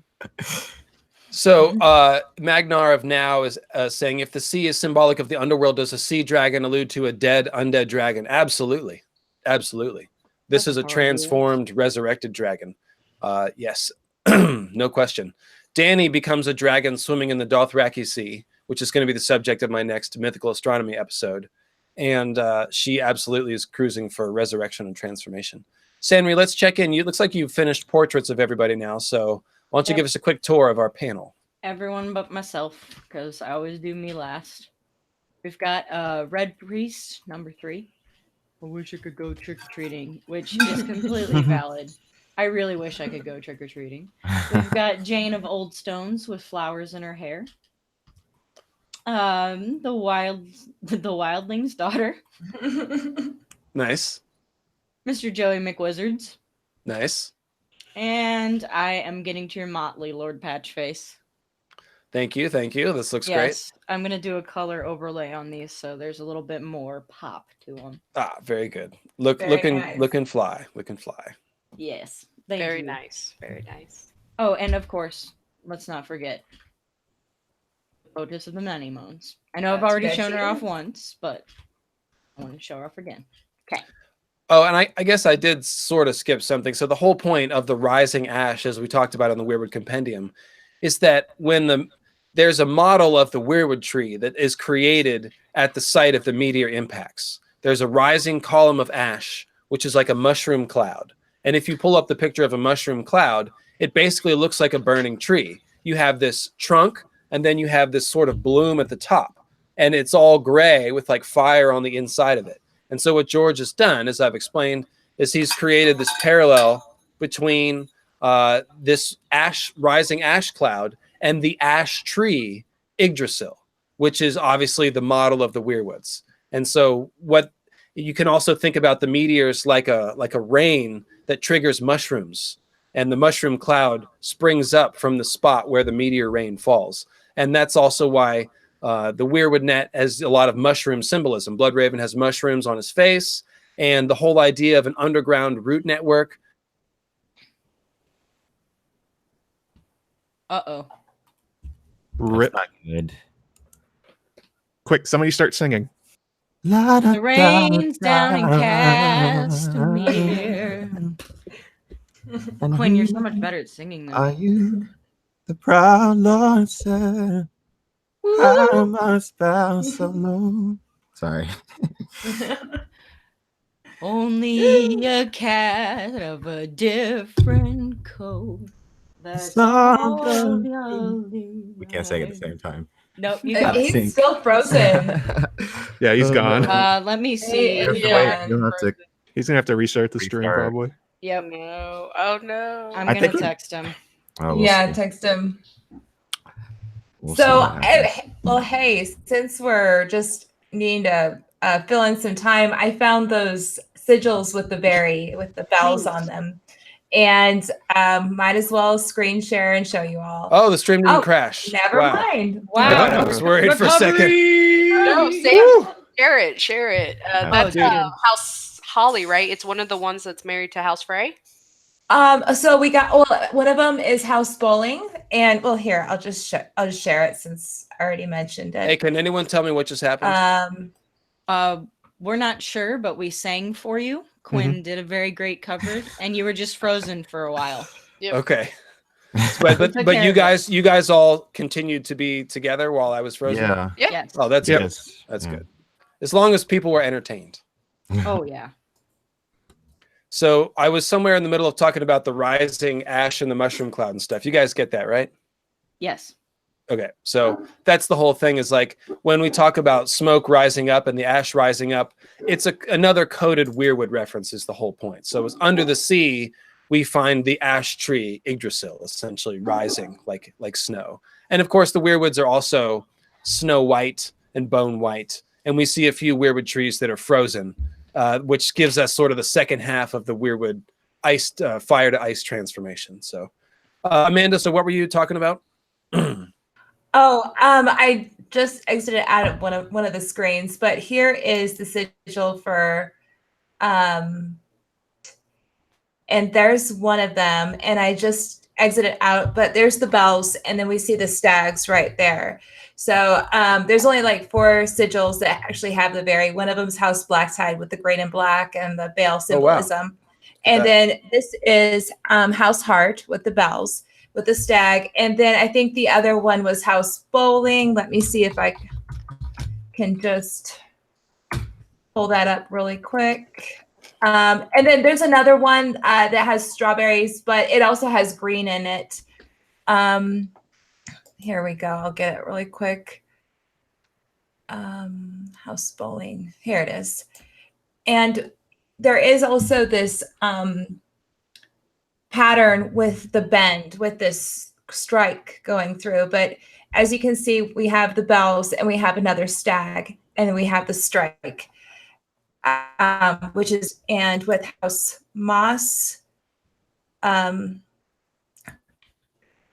that has, and of course, green in real it quickly, as well.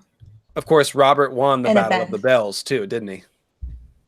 Yes, he did. There's another bend. There's the green and gray bells, but we have our green, we have our bells, we have our, there's House Bowling with the bend and House Heart. Let me see if I can pull it. That also has the bend in it. House Heart does. The stags are actually within the bend. We see the 3 stags. And so there's something going on with the actual that I guess I'll probably have to take a look at eventually. But there's a pattern. So be looking at it. It's definitely indicative of like baseborn children taking on the sigil of their parents' house and doing the Ben Sinister on there. Yeah, I'm wondering if that's sometimes used for bastards. I know that in the Song of Ice and Fire, the colors are inversed. However, I need to take a look at kind of how those bends are actually used in the real world. But it's something to be aware of. Real quick, Ravenous readers reminding me to explain why Patchface is red and green. And not only is that the colors of Santa Claus and the Holly King and all that stuff, it's also the colors of the eyes of the children of the forest. And when Patchface was drowned, he was a child. He was a child that could do magic. So the whole description of Patchface, there's a lot of children of the forest, green seer stuff besides just the stagman. It's the red and green. It's the fact that he was a child who could do magic and speak a bunch of different languages, and he could sing prettily in many tongues. So he's a singing child. Yeah, so that's the idea. Yeah, Thanks and for the having word piebald used for his hair and patched is basically saying that his hair is also black and white. and he has patches of white inside of his black hair. And also patched and piebald ties into the dappled symbolism that we find with many Children of the Forest analogs too. Have you And guys ever heard of, just real quick, have you ever heard of like people, this happens in people too, like Amanda can probably back me up, people will have like a white patch of their hair. I've heard it called an angel's kiss, which is interesting if you think about it in the context of the drowned lord. He kissed him back to life. For some people, I think that I was reading, somebody had just linked something concerning piebald, and some people believe that to be a birthmark. And I do know that there is a genetic condition or a genetic anomaly where people are born with a white patch just right in the front. Their furlock. It's called piebaldism. And of course, Bloodraven has a red patch sort of on his face too, so that's cool. But let me keep it moving here, or else this will be another 4-hour stream, and I don't think I could do it. So this thing isn't as heavy as it looks, but it is starting to get a little. Anyways, that's okay though. The things I do for love. So after all this stuff, we get to the next bit. So they've Maester. The young guy, what's his name? Pylos comes down with the white raven, shows it to Shireen. It's white as snow. Shireen gives a cry of delight at the sight of the bird and seems excited about the idea of snow. So that's kind of interesting. And then we get this next quote. So go ahead, if you will, Quinn. This is the Lady Shireen. This is the Lady Shireen, he told the raven. The bird bobbed its pale head up and down as if it were bowing. Lady, it croaked. Lady. The child's mouth gaped open. It talks. A few words, as I said. They are clever, these birds. Clever bird, clever man, clever, clever fool, said Patchface, jangling. Oh, clever, clever, clever fool. He began to sing. The shadows come to dance, my lord, dance, my lord, dance, my lord. He sang, hopping from one foot to the other and back again. The shadows come to stay, my lord, stay, my lord, stay, my lord. He jerked his head with each word, the bells in his antlers sending up a clangor. The white raven screamed and went flapping away to perch on the iron railing of the rookery stairs. Shireen seemed to grow smaller. He sings that all the time. I told him to stop, but he won't. It makes me scared. Make him stop. What a creep. Like, what is wrong with Stannis? Like, who lets this guy around the children? I don't know. I don't get it. And so actually, let's just keep rolling. There's a second part to this quote. Let's just roll through it all. So right then, we get that whole 3-page story of Patchface drowning and being washed up on the shore. And Maester Crescent thinks about how he could have silenced him then, but now he can't silence him. And then it continues with Patchface singing. The shadows come to dance, my lord, dance, my lord, dance, my lord. The fool sang on, swinging his head and making his bells cling and clatter. Bong dong, ring-a-ling, bong dong. Lord, the white raven shrieked. Lord, Lord, Lord. A fool sings what he will, the maester told his anxious princess. You must not take his words to heart. On the morrow he may remember another song, and this one will never be heard again. He can sing prettily in 4 tongues, Lord Stephen had written. So what do you guys think of that? Shadows come to dance. What's it mean? Joe Magician. The shadows come to dance. Well, I mean, Melisandre releases the shadows. The others are the white shadows. It's likely if he's actually seeing into the green site world, and that's where the others come from, he's kind of talking about them, I guess, coming through. And there's lots of shadows that we see at the wall. Lots of characters cast their shadows and they sort of dance, especially around the night fires. Excellent. That's the right answer. Woo! I did it. I think the shadows dancing. I think the most obvious is reference is Melisandre, obviously. But it's curious because if he's talking about Melisandre, he's not like the fire comes to dance. He's like the shadows come to dance. And we know what's unique about Melisandre as opposed to other red priests is that she's also a shadow binder. And so that's very curious. And he's saying that the shadows come to stay. And I think what he's saying is that the shadows are coming. The shadows are joining the game. They're coming to play this game along with the rest of us. So watch out, basically. He says, yeah, the birds are clever and the man is clever, but I'm the really clever one. I know what's going on, and you better watch out. So Absolutely. Yep. That's a statement of his knowledge of the deeper truths. And the ultimate shadow dance is going to be the fight between the others and the Night's Watch, who are also called shadows in black. And if they are resurrected like John, then they are really shadows in that sense, that they are part ghost. They're whites. They're shadows that have come to stay. Like think about Cold Hands. Cold Hands is a shadow that has come to stay. The others are shadows that have come to stay. They are people that are part ghost, that are holding on to their life. And yeah, we see we see there's a Davos layer here too, and there's a tie to Miriam's door and the tent of dancing shadows where Danny's baby was delivered. But let me read on here. So Patchface is interrupted by news of Davos's arrival. He's singing "The Shadows Come to Dance," and then somebody comes in and says, "Oh, Patchface is here," and that ties Davos into the mix. But of course, Davos is the one who rode Melisandre into Storm's End to deliver her shadow baby.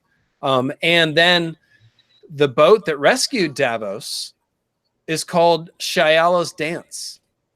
Okay, now Shayla is a word that is very close to Shayla.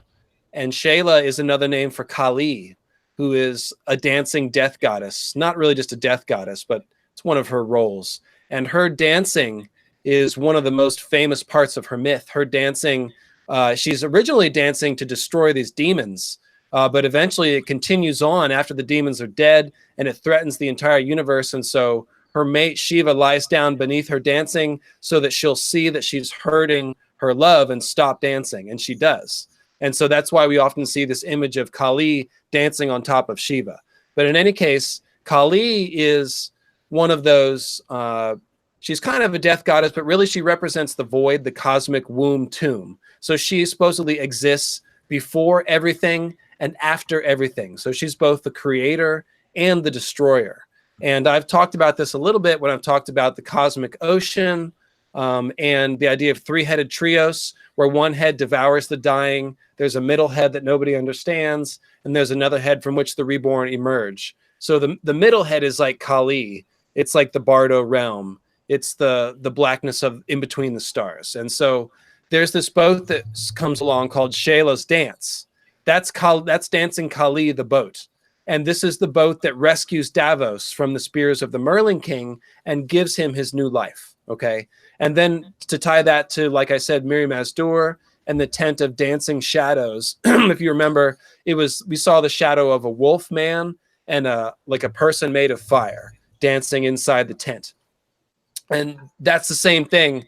Dany is feeding her baby to the darkness in that scene. So she's giving her baby to the void. And then out of that magical ceremony comes the birth of the dragons. So we can see that sort of Kali role that's being played there.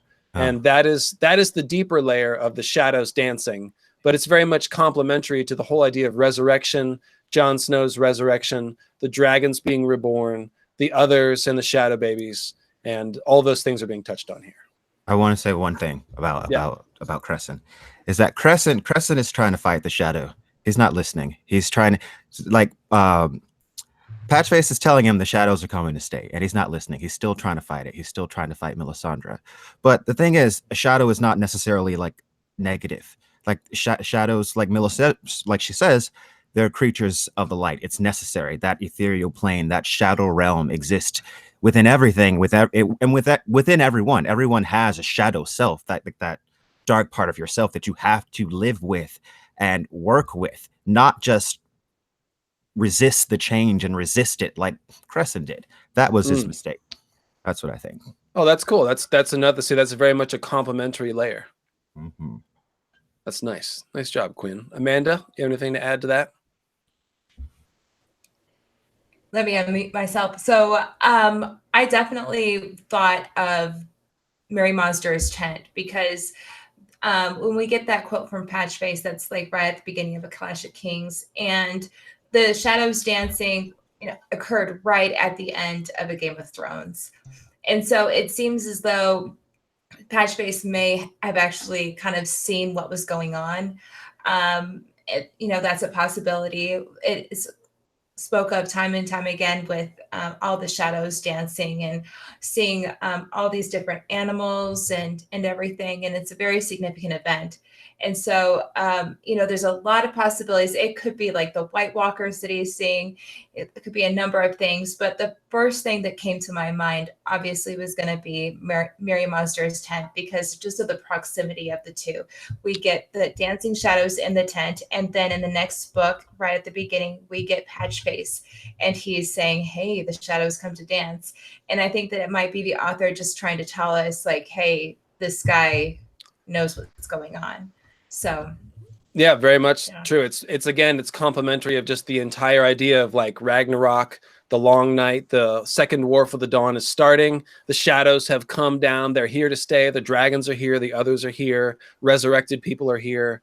And yeah, so Quinn, to build on what you're talking about, the psychological angle of reconciling yourself to your shadow, I was definitely thinking of a Tool song where he's talking about my shadow, change is coming through my shadow. And he's very much talking about that exact concept of reconciling yourself to that id, that repressed self. So I just thought that was cool. Like what you're talking about is literally the theme of that song. So but it's like a Nietzschean idea, like the shadow self. Like it's very I like it a lot. Watch the Babadook, everybody. That's all I want to say. Staring into the abyss type of situation. Yeah, exactly. You think of the weirwood tree gazing at its own reflection in the black pond.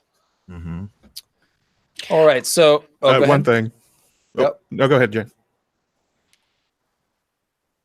Painkiller.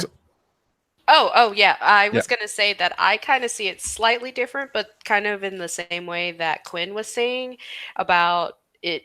But I see it more as trying to defeat death, which is like Crescent's whole thing is kind of nihilistic and kind of like at the end of his life he's lamenting and going off into the veil of tears and things like that. So the shadows for me have always represented death. So it's like if he wants to defeat Melisandre, he's trying to defeat death in a way, I guess. I think that's beautiful. Yeah, I totally agree with that. He in the same way he's resisting change. He's trying to hold on to an age that's ending. And isn't that emblematic of the Maesters in general? Yeah. They're trying to hold back the tide of magic and they're about to fail miserably. I think that's probably another poetic layer to the idea that it's Crescent dealing with this whole situation. So very cool. So then we go on right after all this stuff about the shadows dancing and Davos comes in with his ties to Shayla's dance. We get the description of Stannis, the shadow-making Night's King version of Azor Ahai. Check him out. Though he was not yet 35, only a fringe of thin black hair remained on his head, circling behind his ears like the shadow of a crown. His brother, the late Robert, had grown a beard in his final years. Maester Crescent had never seen it, but they said it was a wild thing, thick and fierce. As if in answer, Stannis kept his own whiskers cropped tight and short. Shout out to 5 o'clock. Shadows everywhere. Stannis! They lay like a blue-black shadow across his square jaw and the bony hollows of his cheeks. His eyes were open wounds beneath his heavy brows, as blue as dark as the sea by night. So this is great Night's King language here. It's Azor Ahai who's transformed into the Night's King. He's representative of a sea that's dark, a night sea. So it's like the green sea, but turned dark. So you think of Azor Ahai corrupting the green sea. He's got a shadow crown and shadows about his face. So, I mean, it's really heavy symbolism here. I use this quote in the Blood of the Other episode where we're talking about Stannis as a Night's King. So I just think that's a big clue that description comes right after all the shadows come to dance. Yeah, it's definitely talking about shadow babies for sure. And that might be one of the first things that Martin wants us to think about because it's relevant to the main plot. And it leads to the sort of the deeper symbolism going on. So then after that, there's talk of Melisandre seeing Renly dead in her flames, which is, again, the seeds of the shadow baby assassination idea. Then Crescent goes to sleep. He sees the comet even after he closes his eyes. So it's more dragon dreams kind of stuff. And this inspires him to try to bring blood and death to Melisandre. So then when Crescent goes to dinner, that's the end of the chapter, right? So it says, the doors to the great hall were set in the mouth of a stone dragon. He told the servants to leave him outside. It would be better to enter alone. He must not appear feeble. Leaning heavily on his cane, Crescent climbed the last few steps and hobbled beneath the gateway teeth. A pair of guardsmen opened the heavy red doors before him, unleashing a sudden blast of noise and light. Crescent stepped down into the dragon's maw. So we've got several equations here between doors and the dragon's mouth, and the gateway teeth is perhaps my favorite. So that you can see this is a portal. You know, he's stepping into the jaws of death, all that kind of stuff. And I think it's supposed to be a similarity drawn to the mouth of the weirwood, the gaping maw of the weirwood. It's the same sort of portal. What do you guys think? Oh, it's gone quiet. What happened? Oh. Oh, I was sorry. I didn't know if anybody else wanted to go. Go, Everyone's Quinn. being polite. That's good. No, it's good to have everyone be polite. Go ahead. Go ahead. Who, me? Okay. I really don't have that much to say about this particular section. Well, actually, I guess I shouldn't stop to actually ask commentary here. All that's really just leading into the next actual scene. Yeah. So Quinn, go ahead and read from Over the Clatter of Knife and Plate. Okay. Over the clatter of knife and plate and the low mutter of table talk, he heard Patchface singing. Dance, my lord, dance, my lord. To the accompaniment of jangling cowbells, the same dreadful song he had sung this morning. The shadows come to stay, my lord, stay, my lord, stay, my lord. The lower tables were crowded with knights, archers, and sellsword captains tearing apart loaves of black bread to soak in their fish stew. So the same sort of themes being developed here. Then Crescent walks in, only to have Patchface knock him over. Crescent But- made his way toward the raised platform where the Lord sat with the king. He had to step wide around Patchface, dancing, his bells ringing. The fool never saw nor heard his approach. As he hopped from one leg to the other, Patchface lurched into Crescent, knocking his cane out from under him. They went crashing down together amidst the rushes in a tangle of arms and legs with a sudden gale of laughter. While a sudden gale of laughter went up around them, no doubt it was a comical sight. Patchface sprawled half on top of him, motley fool's face pressed close to his own. He had lost his tin helm with its antlers and bells. Under the sea, you fall up. He declared. I know. Oh. Giggling, the fool rolled off, bounded to his feet, and did a little dance. All right. I hope everybody's enjoying my dancing. So we've got, this is just real quickly, I think this is another idea of simply resurrection from the Weirwood Net. When he's talking about you fall up. Crescent is about to die, and he's going to get Weirwood stigmata when he dies too. And he's going to do the whole blood drinking, wine drinking thing. So the whole idea of under the sea, you fall up, I think that is talking about rising. Just like I was saying, you know, Snow rising is Jon Snow rising. So continuing on with the scene, it says, Mel helps Crescent up. And when she does, it notes that her voice is flavored with the music of the Jade Sea. And I've already pointed that out as a strong clue about Mel as a Weirwood goddess who speaks the language of the Green Sea, at least symbolically here. So go ahead, Quinn, with this quote. A man of your age must look to where he steps, Melisandre said courteously. The night is dark and full of terrors. He knew the phrase, some prayer of her faith. It makes no matter. I have a faith of my own. Only children fear the dark, he told her. Yet, even as he said the words, he heard Patchface take up his song again. The shadows come to dance, my lord, dance, my lord, dance, my lord. Now here is a riddle, Melisandre said. A clever fool and a foolish wise man. Bending, she picked up... Oh, something popped in the way. Sorry. Bending, she picked up Patchface's helm from where it had fallen and set it on Crescent's head. The cowbells rang softly as the tin bucket slid down over his ears. A crown to match your chain, Lord Maester, she announced. All around them, men were laughing. Yeah. Yep, it's a good scene. And so it's just, so far, it's just repeating this motif about the shadows dancing. But it's leading up to something new. And so we're working through here. And it says Stannis, he basically announces that Crescent has been replaced by Pylos. And Crescent is crestfallen, but he's still mostly fixated on assassinating Melisandre. And so he asks for a seat at the table so that he can poison her wine. And Davos offers him a seat, but it's too far to slip the poison in her cup. And go ahead and pick it up again, Quinn. Patchface was capering about as the maester made his slow way around the table to Davos Seaworth. Here, we eat the fish, the fool declared happily, waving a cod about like a scepter. Under the sea, the fish eat us. I know, oh. Sir Davos moved aside to make room on the bench. We all should be in motley tonight, he said gloomily as Crescent seated himself. For this is fool's business we're about.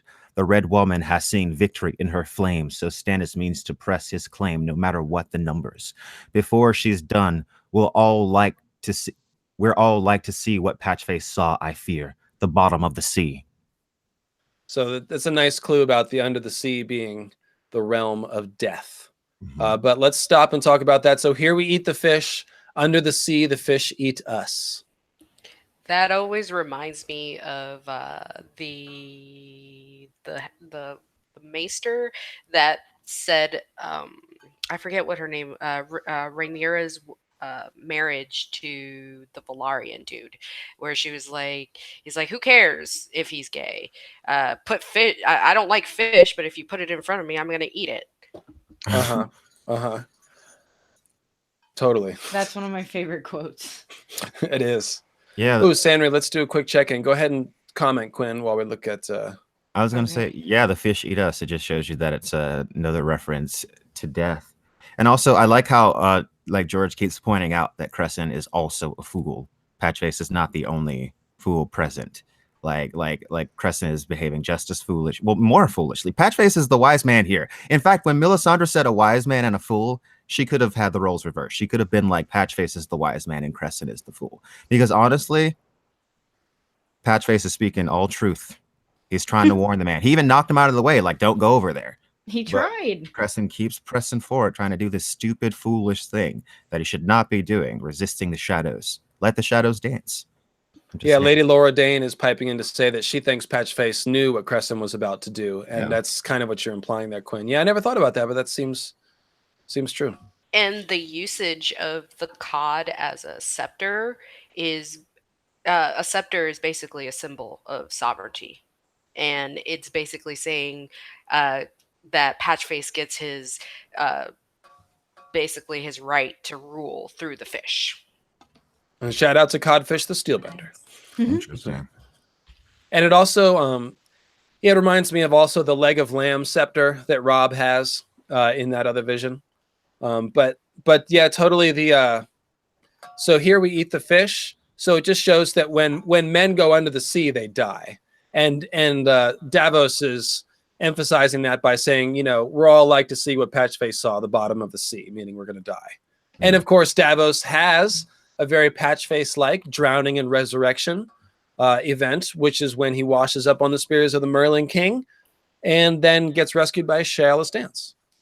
What's funny about that Davos thing, though, just to say this real quick, is that if that had been like the damp hair, for instance, it would have been the drowned god that saved him. But since it was Davos, it was the mother, right? So it's all interpreted through the lens of what he already believes. So it's very interesting. The Lady of the Waves is the mother. Yeah, Totally. my next video is actually going to be on that subject. Cool. Well, shout out to the Disputed Lands YouTube channel. And yeah, I was just thinking about that. Yeah, the waves speak to Davos in the voice of the mother, and it sounds like the whispering inside of a shell even. So it's like the seashell horns being blown. All right, so Davos, let's see here. So Crescent gives Stannis advice about making allies with the Starks or the Aarons. But Stannis ain't having it. He's the man. He doesn't need any help. Go ahead, Quinn. He has an ally, Lady Selise said. R'hllor, the Lord of Light, the Heart of Fire, the God of Flame and Shadow. Gods make uncertain allies at best, the old man insisted, and that one has no power here. You think not? The ruby at Melisandre's throat caught the light as she turned her head, and for an instant it seemed to glow, bright as the comet. If you will speak such folly, Maester, you ought to wear your crown again. Yes, Lady Selise agreed. Patch's helm, it suits you well, old man. Put it on again, I command you. Under the sea, no one wears hats, Patchface said. I know. Oh. Lord Stannis' eyes were shadowed beneath his heavy brow, his mouth tight as his jaw worked silently. He always ground his teeth when he was angry. Fool, he growled at last. My lady wife commands. Give Cresson your helm. Patchface danced closer, his cowbells ringing. Clang-a-lang, ding-dong, clink, clank, clink, clink. The maester... Sorry, go ahead. The maester sat silent while the fool set the antlered bucket on his brow. Cresson bowed his head beneath the weight. His bells clanged. Perhaps he ought to sing his counsel henceforth, Lady Selise said. You've gone too far, woman, Lord Stannis said. He is an old man, and he served me well. So I'll open it up to comments, but just real quickly, I want to note that Patchface's helm is called His Antlered Hat by John in A Dance with Dragons. So the whole idea of hat wearing and is also obviously equated with crowns here too, because it says you ought to wear your crown again, Maester, when she's talking about the actual helm. So that's where I think this is starting to go, is hats and crowns and stuff like that. But guys, what do you think? I think that Patchface is definitely trying to help Cresson out, because when they're like, put on this thing, Patchface is all like, oh, to the sea, no one wears hats. He's like, you don't have to wear that. That's so funny. I agree, because we get the whole crowning somebody putting on a king's hat is killing them, basically. Yeah. To crown him is to kill him. It's just more to the humiliation of Cresson and demonstrating that he is the fool. It can't be more clear in this scene that the real fool here is Cresson. Very interesting. I also think it's a commentary on the hive mind, because under the sea is the Weirwood Net, and since the Weirwood Net is like a collective, nobody's really the king. Mm-hmm. And if you do have a king of the Weirwood Net, then that's a really bad thing. The Merlin King. Mm. I was also thinking that no one wears hats is like lack of identity in a sense, because they're shadows under the sea or in the Weirwood Net. They're all shadows, and shadows don't typically have an identity unless they're specifically tied to a human being, to go back to your point, Quinn. That's right. The others are faceless. And Painkiller, didn't you have some research about the faceless men and the idea of wearing faces as like hoods? Or was that somebody else in the chat? I think that was somebody else in the chat. Okay, so the idea is that the faceless men wear faces, but they're really like hats because they're hoods. They're skin hoods. And so under the sea, no one wears hats. It's kind of like, again, the whole faceless concept, the idea they don't have an individual identity, they don't wear crowns, they don't wear hats, they're faceless. But of course, they can wear faces when they come out of the Weirwood Net. That's when they wear crowns, I guess. So, would that Amanda? go back? Would that go back to what I think it was? Was it Melanie or one of the M's? She was talking about how the scarification of the trees is going back to Leviticus and giving marks for the dead. So carving faces into a weirwood would be giving a face or a hat to the dead. Yes, it would be. That's very much the same concept. Yeah. So I was thinking, I kind of just popped into my head right now, but when it says under the sea, no one wears hats, the Night's Watch actually has a portion in their oath that says, I shall wear no crowns. And I'm wondering if this might actually be a reference to the Night's Watch, because we have an order that wear no crowns, that shall win no glory, hold no land, no titles. And so it might actually just be a reference to the Night's Watch. Well, and that makes particular sense if the Green Zombies theory is true, and the origins of the Night's Watch oath is in actual resurrected people. And the King of Winter with snow melting in his hair. How's that, Painkiller? Explain. The King of Winter. You know, we see Rob with 2 times with snow melting in his hair, but he's very much a King of Winter or King of North, and he's not technically wearing the crown of the North. So that would be being a king without having like a hat on, and then not his hat is melting. Exactly. It would be kind of like the Night's Watch having their sacred duty type of situation. He's a king, but yet he's still he has no crown to wear, and he just does his duty. Cool. So I definitely think that's where this quote is going in general, is a commentary on crowns and identity and stuff like that. So we could do a whole Between Two Weirwoods panel on that subject, but this is actually the end of the chapter, and it ends with this last quote, which I'll read real quick. It says, as he sank to his knees, still he shook his head, denying her power, denying her magic, denying her God, and the cowbells pealed in his antlers, singing, fool, fool, fool, while the red woman looked down on him in pity, the candle flames dancing in her red eyes. So... shouldn't have resisted the shadows. Exactly. So the next chapter, next Crescent appearance, or next Patchface appearance, is at the Forging of Lightbringer ceremony. And Quinn, actually, I'm not going to have you read this entire quote. It's a little bit long. But you guys are familiar with it. It says, pale flames looked at the gray sky. Dark smoke rose, twisting and curling. That's the main line. So we've got the rising smoke from the Lightbringer pyre motif, the rising ash. And it says, when the wind pushed it toward them, the men blinked and wept and rubbed their eyes. A taste of things to come, thought Davos. Many and more would burn before this war was done. And Melisandre is robed in scarlet and satin. She gives the whole prophecy. In this dread hour, warriors shall draw forth from the fire a burning sword, yada, yada, yada. Azor Ahai, come forth and take your sword. And pick it up, Quinn, with Stannis Baratheon strode forward. Stannis Baratheon strode forward like a soldier marching into battle.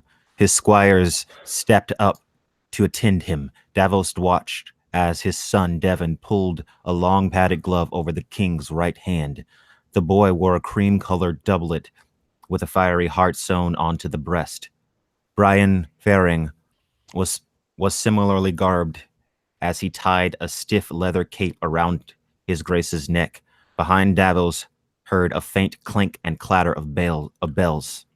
Under the sea, smoke rises and bubbles. Flames burn green and black and blue. Patchface sang somewhere. I know. Oh, oh, oh. The king plunged into the fire with his teeth clenched, holding the leather cloak before him to keep off the flames.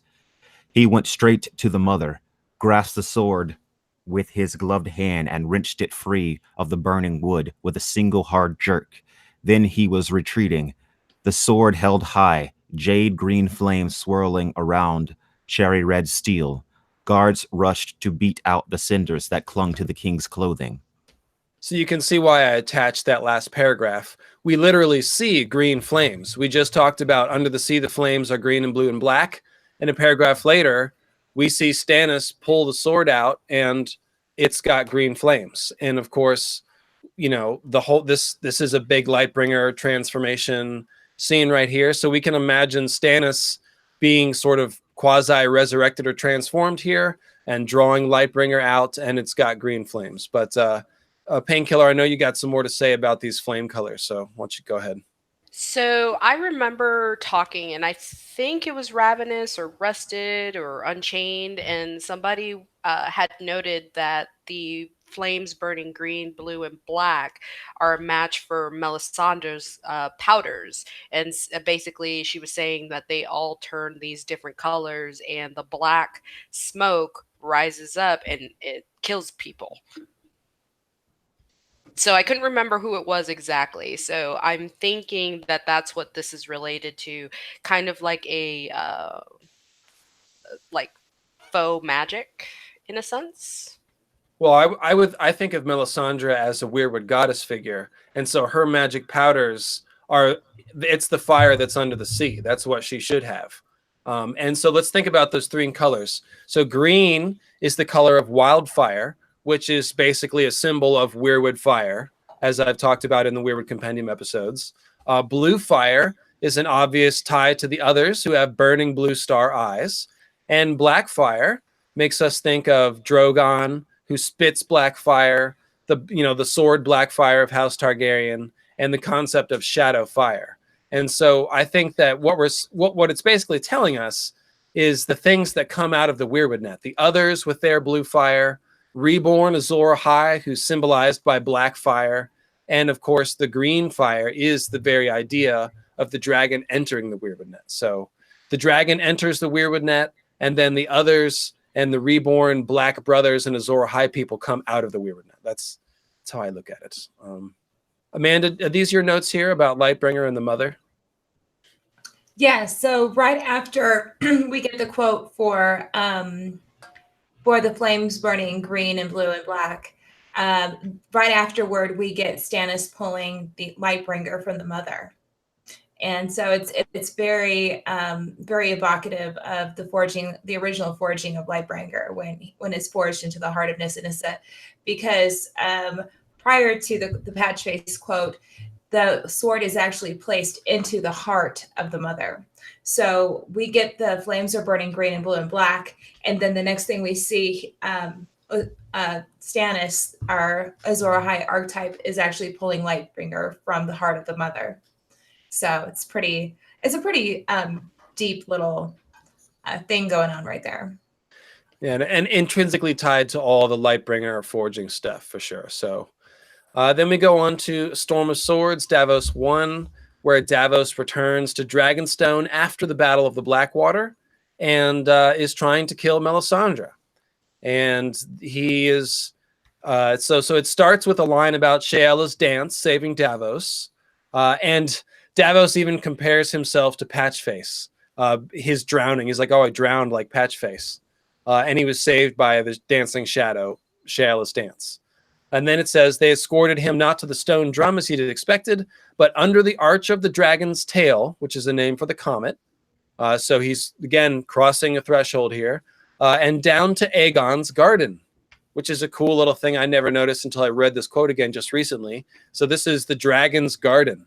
Very much the idea of a Weirwood net that is inhabited by a dragon. And then Quinn, go ahead and pick up the quote here. Why have they brought me here? Davos wondered.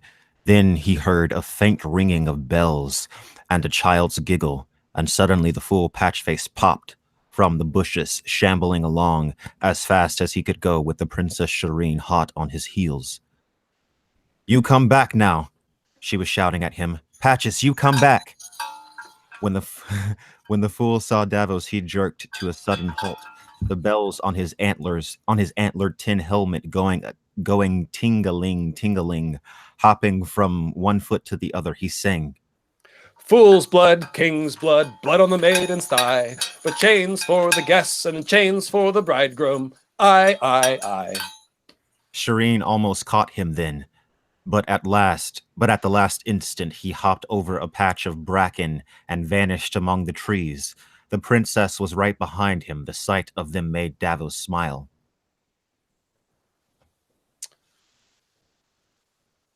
Thoughts? Oh, well, red wedding. I mean, obviously, right. I have lots of thoughts. Okay, so for me, the biggest thing that comes out to me is the chains for the bridegroom. bridegroom, the word is only ever used 6 times in the text, and it's epithets for 2 people. One is a Gardener king, and the other one is a Stark. Surprisingly, his name is Edarian, which is kind of like Ed and Arion put together. And he's called the bridegroom, and it's one of the statues that Bran sees. Edge on, And- edge on, edge on. Go ahead. Yeah, edge on, exactly. So anyway, when I was looking at it, I was like, there's no explanation why he's called the bridegroom, obviously. But with Garland the second, the bridegroom, it basically goes into the fact that he married Lyman Hightower, who was a sea lion, skin changer type of stuff. And then Lyman married Gardner's daughter as well. So, you know, you're getting this exchange of like Green Seer and Green Man situation going on, especially with the sea motifs and stuff like that. So I was like, well, Arion Stark is named the bridegroom. So I was thinking, you know, the Starks are also known for conquering their foes and then marrying their daughters. And I was like, well, you know, maybe that's the Stark who married into House Reed, given the Green Seer and the watery symbolism. Or at least symbolic of that idea, the same concept at the very least. And I definitely, there's a lot of like drowned bridegrooms. Peter, Littlefinger is the perfect example. But then there's also, you know, with the drown, there's also the death, which Jaime actually notes that Tywin becomes the bridegroom of death because he's grinning, the way he's smiling. And then also Tyrion notes himself as the bridegroom, and things like that. So, and obviously he's another drowned figure as well. So I was thinking that this bridegroom situation is another way of talking about Bran being wedded to the trees and any other Green Seers. Right. Yeah. So they're getting chained also in the simple sense that the weirwood roots go around them and chain up their body. And it's also the sort of ironic concept of being chained in order to be freed. Their bodies are chained down in the roots, but their spirits soar through the trees into the sky, and they can fly through time and space. So, and Robb, even though Catelyn is the main weirwood stigmata at the Red Wedding, Robb does get it too. And he also gets feathered with all the arrows, which makes him like a tree with lots of wooden branches. And I've talked about that before. So there's definitely going into the weirwood net symbolism happening. And other than that, it's obviously, this is the beginning of a Storm of Swords. And George wants to begin foreshadowing the Red Wedding really heavily. And so it seems that he's got this idea that Patchface somehow has picked up a scene of the Red Wedding. And we'll see the Ghost of High Heart. We'll see it. The Undying will see it when they show it to Dany. So Patchface has peered into the ethereal realm, into the shadow world, so I feel like he just gets occasional glimpses. And he interprets it through like rhymes and songs. So then later in A Storm of Swords, the chapter with the leech burning, there's a comparison made between fools and raising dragons, as Patches is mentioned before the leech burning, one of which is for Robb. And it says, Stannis ground his teeth. I'll hear no more of this. The dragons are done. The Targaryens tried to bring them back 6 times and made fools of themselves or corpses. Patchface is the only fool we need on this godforsaken rock. You have your leeches. Do your work. So he's saying, I'm not going to turn into a fool by trying to raise dragons. And you can also turn into a corpse that way. And of course, Patchface is a corpse and a fool. So that's pretty good. And then again, I remind you that Jingle Bell's real name is Aegon. So we've got an Aegon fool already. Go ahead and pick this one up, Quinn. The boy, where it starts with the boy. Yeah. The boy was about to say something more when they heard steps. Davos turned. Sir Axel Florent was coming down the garden path with 12 guards in quilted jerkins.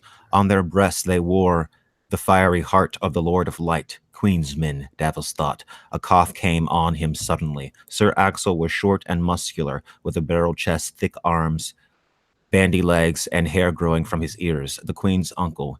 He had served at as Castellan of Dragonstone for a decade.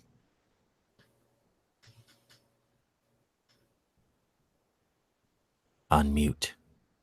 You must unmute.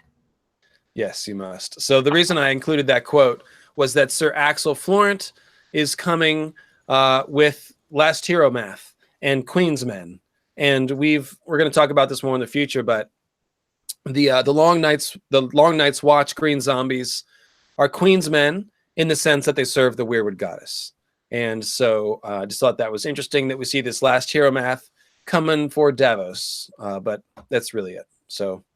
Next chapter is A Storm of Swords. Davos is learning to read at Sea Dragon Tower.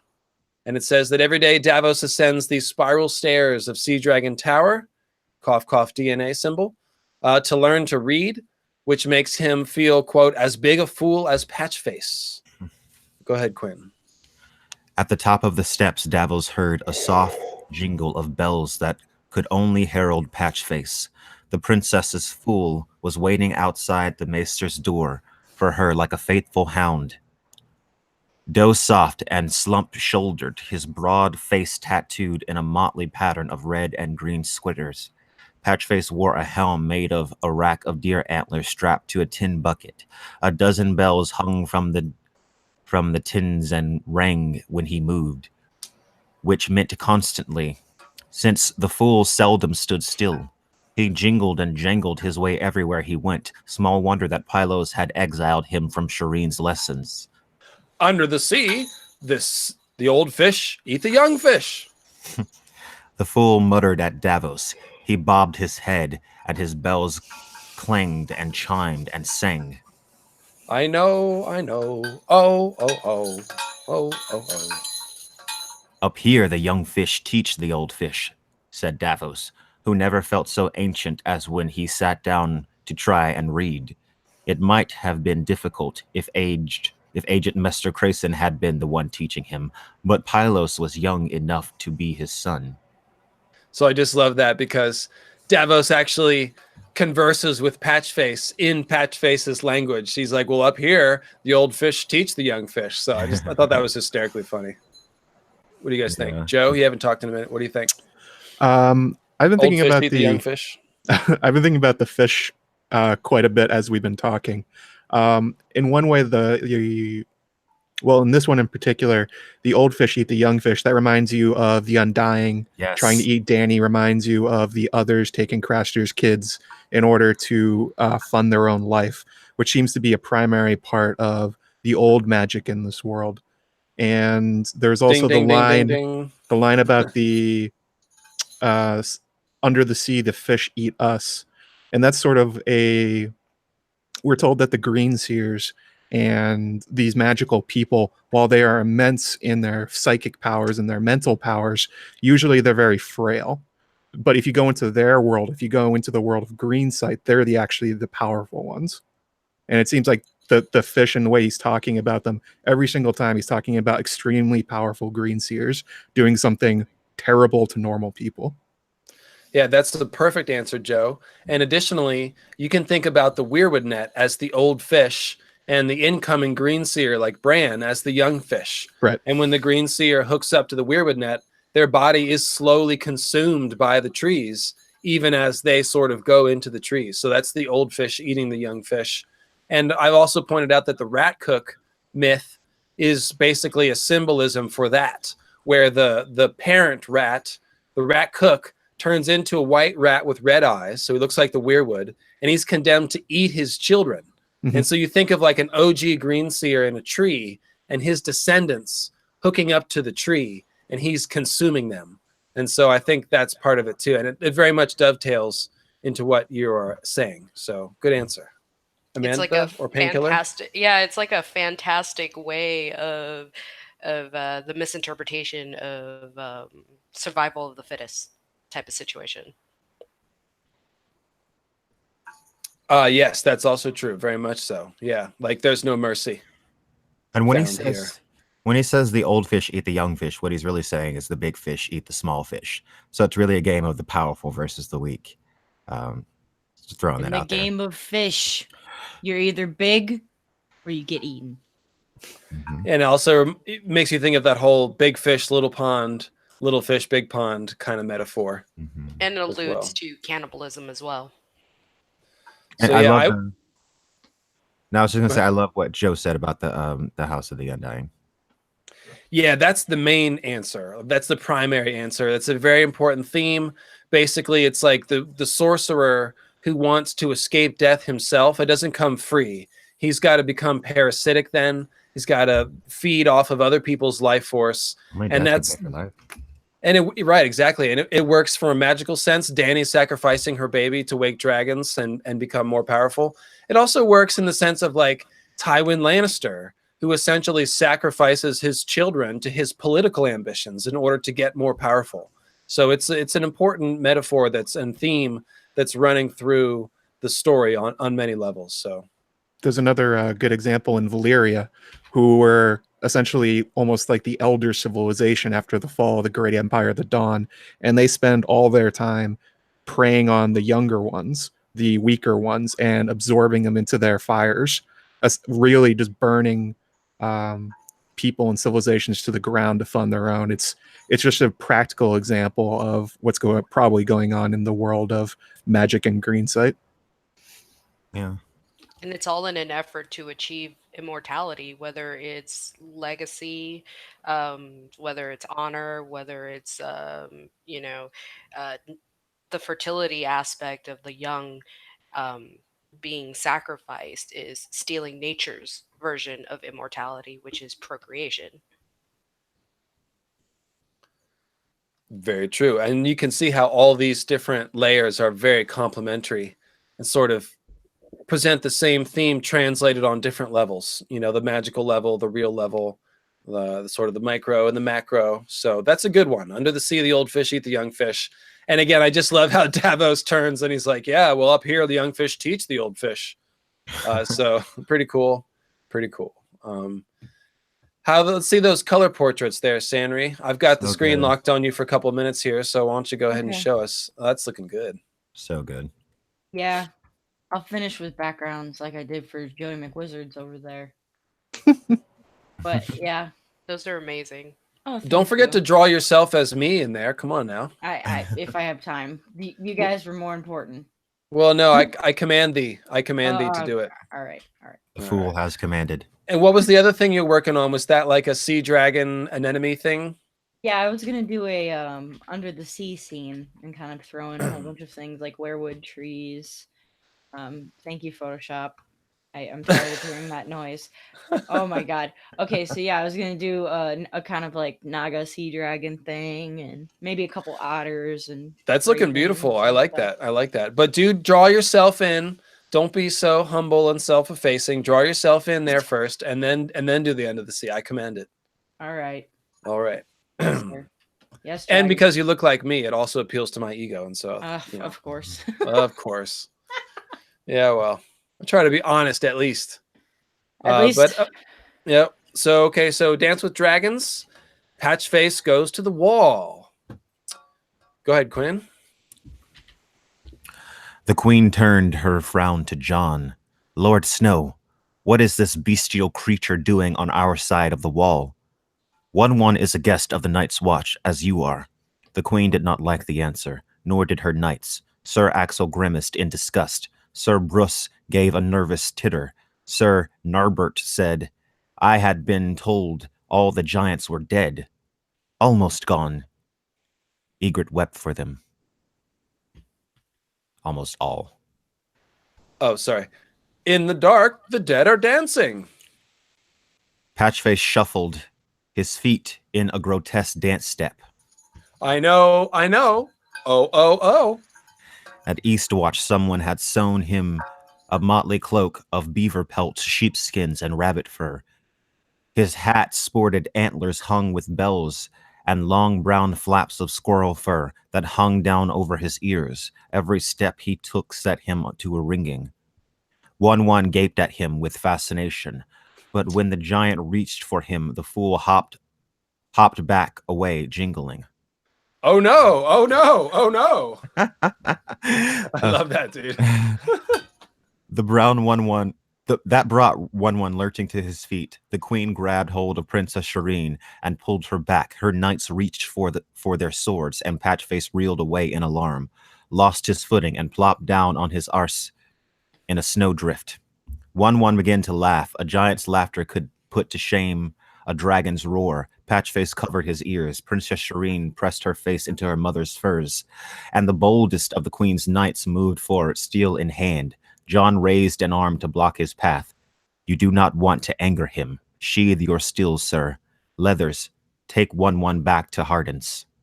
So this is really just a continuation of the shadows coming to dance, but it's really funny. And so I wanted to have you read it. I forgot about this scene until I was reading all the Patchface scenes. Totally forgot it. The giant tries to grab him. He's like, oh no, oh no. It's like, oh, that's hysterical. Oh, that is funny.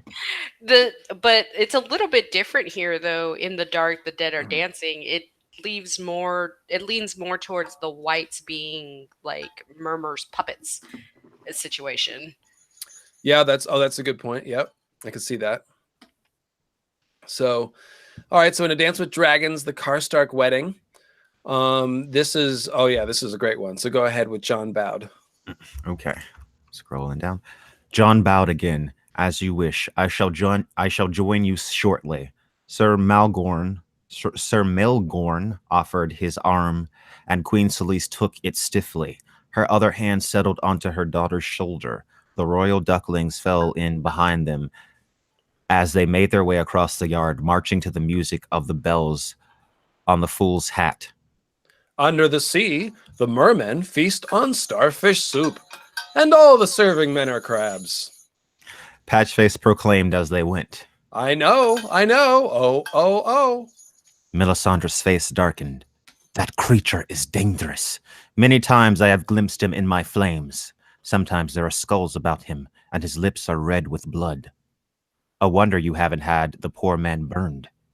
All it would take was a word in the queen's ear, and Patchface would feed her fires. You see fools in your fire, but no hint of Stannis? When I search for him, all I see is snow. And what of Mance? Is he lost as well? What do your fires show? The same, I fear. Only snow. Snow. It was snowing heavily to the south, John knew. Only 2 days' ride from here, the King's Road was said to be impassable. Melisandre knows that too. And to the east, a savage storm was raging the Bay of Seals. At last report, the ragtag fleet they had assembled to rescue the free folk from Hardhome, still huddled at Eastwatch by the sea, confined to port by the rough seas. You are seeing cinders dancing in the updraft. I am seeing skulls and you. I see your face every time I look into the flames. The danger that I warned you of grows very close now. So there's kind of two things going on. It starts with under the sea, the serving men are crabs, the starfish soup thing, but then it transitions into more of that rising snow stuff. And it's kind of a two-part thing. So real quickly, let me address the second part, and then I'll turn it back to you guys for the really wacky part. So when she looks into her fire and sees snow, that's the same idea as when she looks into her fires and the rising ash turns into falling snow, and she sees the fist of the first men.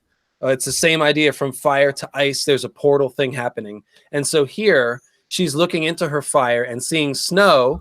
John's like, no, that's just the updraft of the cinders, which is like the rising ash. And she's like, no, it's snow, and I see you in there, Jon Snow.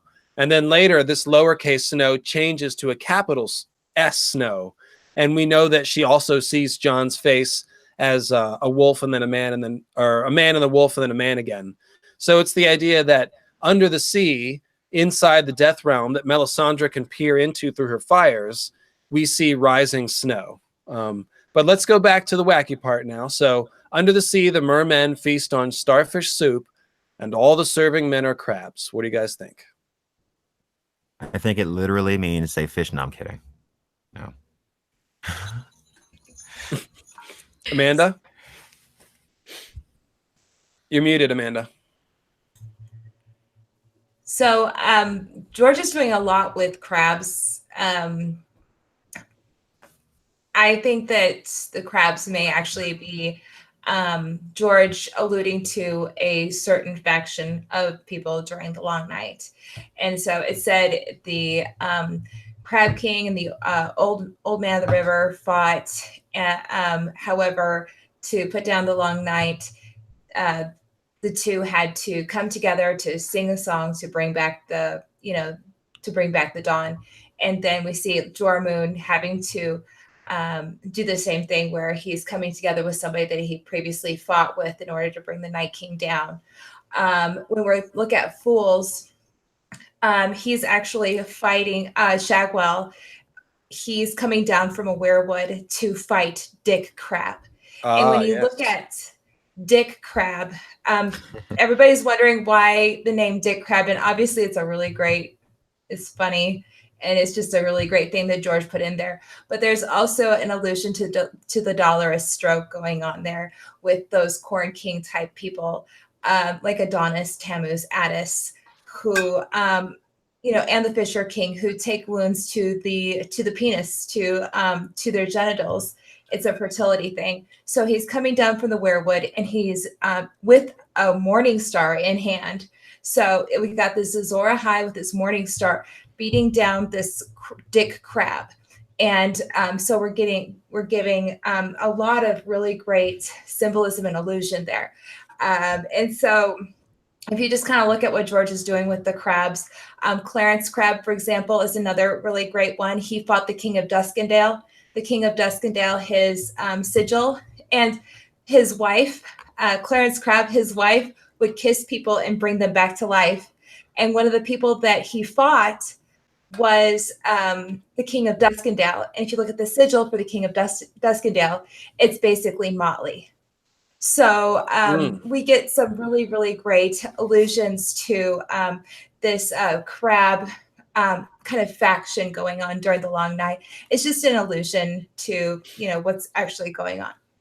So nice. these crab people were probably fighting the Azor High type people, and I've kind of talked about some of these factions before in some of my videos. So yeah, and those white spider crabs are packed in barrels of ice water and barrels of ice. So definitely makes you think about others and stuff. That's pretty cool. Someone points out that starfish are notorious cannibals, and they can regrow their arms and stuff. So they kind of make a good symbol of a weirwood tree, or since they eat people, and the green sea and the trees sort of consume each other. And of course, the idea of a starfish soup. The starfish gives you the idea of a star that becomes a fish. That's the whole sea dragon falling star image. And the Grey King used a table in the shape of a starfish. Same idea. And then the idea of that becoming soup means this is just fire of the gods. It's the star that falls to heaven, or falls from heaven, goes into the weirwood net, and it becomes the fire of the gods that man can eat. Just like the weirwood paste or the Grey King obtaining the fire of the gods through the burning tree. It's all the same idea in different metaphors. So and the sister stew from the Three Sisters as well. Who's hungry? I am not hungry because Not I'm hungry. deathly allergic to most things under the ocean. Yeah, I don't eat seafood either. Painkiller Jane, solidarity. yeah, I don't eat fish either. You guys know why? Why? Why? I agree. Because it tastes like fish. I love fish. Fish Yeah, I is don't know great. what You guys people are talking weird. about. Yeah, that's what I'm saying. I love fish. Fuck Give off. me some raw salmon, I'll just bite into it. And the line of demarcation sears through the group. That's okay. That's okay. That's all right. We'll go get sushi. You guys can go Yeah. do whatever it is you do. A funny thing, the sister's stew reminded me of a dish that we have where my mother comes from. She comes from a Caribbean island, and it's called coconut dinner, and it's salted meat and like root vegetables, and then a whole bunch of shellfish and fish all thrown together with coconut milk, and it's like pure white. And That sounds- I'll eat it. That's- I'll eat it. I don't know. I don't like No, coconut. it's good. It's good. It's not sweet. It's not sweet like how coconut milk is sometimes, but it's kind of spicy in a sense. It's actually really good. But for me, it's just I just can't eat it because the shellfish will just kill me. I was hoping it was Sanri- coconut crabs, the giant ones. Uh-huh. I'm just kind of disappointed now. Show us pretty LML here for a second. This is great. It's Well, beautiful. It's you Beautiful as LML. yeah. It's you said once you only cosplay gender fluid Targaryens, right? So Yeah, somebody was asking for a Lyanna or a Shar or something. I was like, nah, I'm not gonna do that. yeah. Only gender fluid Targaryens. But yeah, that's Only good. gender- I like how you still captured you got the layer of femininity hidden under all the LMLness there. That's great. So good. Well, I can't go on camera without eye makeup on, or I feel like I look like a crazy raccoon person. So I'll do whatever you got to do. That is the prettiest LML, as Melanie Lot 7 says. Nice. I'll leave it on you for a second as we talk. So, just as a coda to all that about in the darkness, the dead are dancing and the dancing shadows. At the wedding feast that they go to right after, right after this conversation, there is lots of dancing, including the famous line that I've quoted before, Queen Selyse out onto the dance, or somebody led Queen Selyse out onto the dance floor to dance, onto the floor to dance. Others followed. The Queen's knights first partnered with her ladies. And then that was the other one where I was talking about the others dancing and of course, Waymar Royce famously says, dance with me then. So there's a lot of others dancing going on. And that's just a compliment to them being shadows. So it's easy to peg the others as the dancing shadows. Just a code of that. And that's also the one where Owen the Oaf danced with Patchface. And that's not really any symbolic import, but it's pretty funny. And I quoted it in the Zodiac episode. So, all right, Quinn, we are almost there to our second to last Patchface quote. This isn't a Dance with Dragons. Pick it up with "They found her grace sewing." They found her grace sewing by the fire, whilst her fool danced about to music only he could hear, the cowbells on his antlers clanging. Jeez, I keep forgetting. Sorry. The crow, the crow. Patchface cried when he saw John. Under the sea, the crows are white as snow. I know, I know. Oh, oh, oh. Princess Shireen was curled up in a window seat, her hood drawn up to hide the worst of the grayscale that had disfigured her face.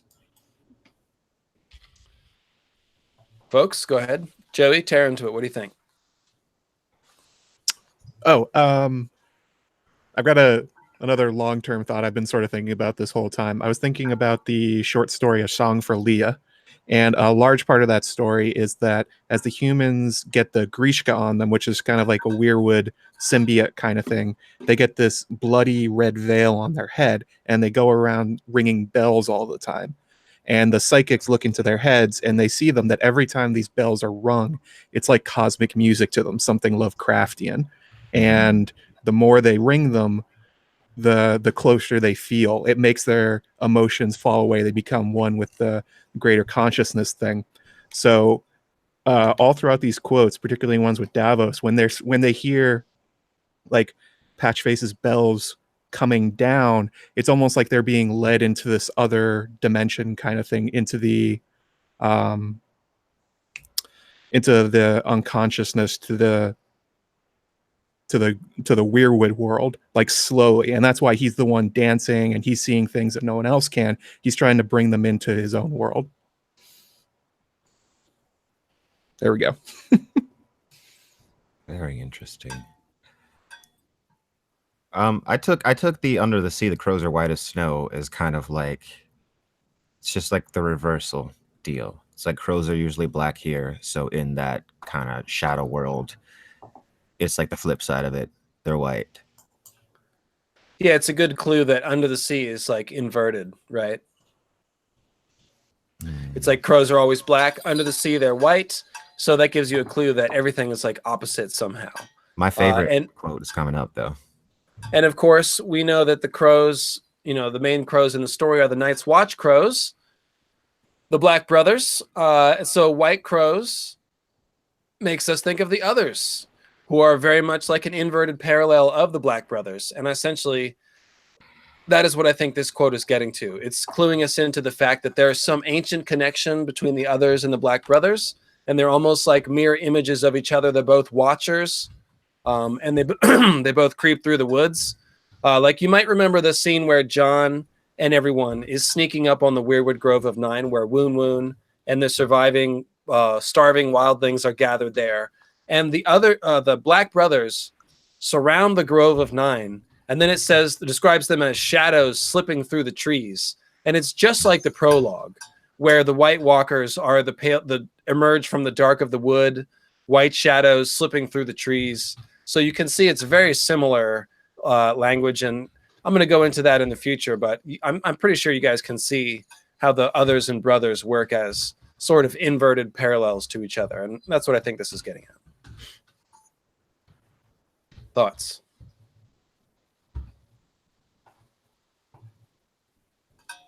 Ladies? Any of the ladies have thoughts? Well, with the crows as white as snows, I definitely first thought of the White Walkers. Well, first of all, the Night's King was the 13th Lord Commander of the Night's Watch, and he used strange sorceries to, bind the Night's Watch to his will. So and this is if the Night's King was, part of the faction of the others, then in a sense you would kind of consider the Night's Watch, or at least a portion of them, as part of that as well. And so it might actually be talking about that long night kind of scenario where where he's referring to the White Walkers as the crows white as snow. So, or he could be referring to the Night King in general, the crow, the crow is white as snow. So yeah, no, I great think point. that's possible. Yeah, I'm kind of on the same page there, and I also just think it's like an inversion, just to show us the inversions, because we have white crows in the story. Yeah.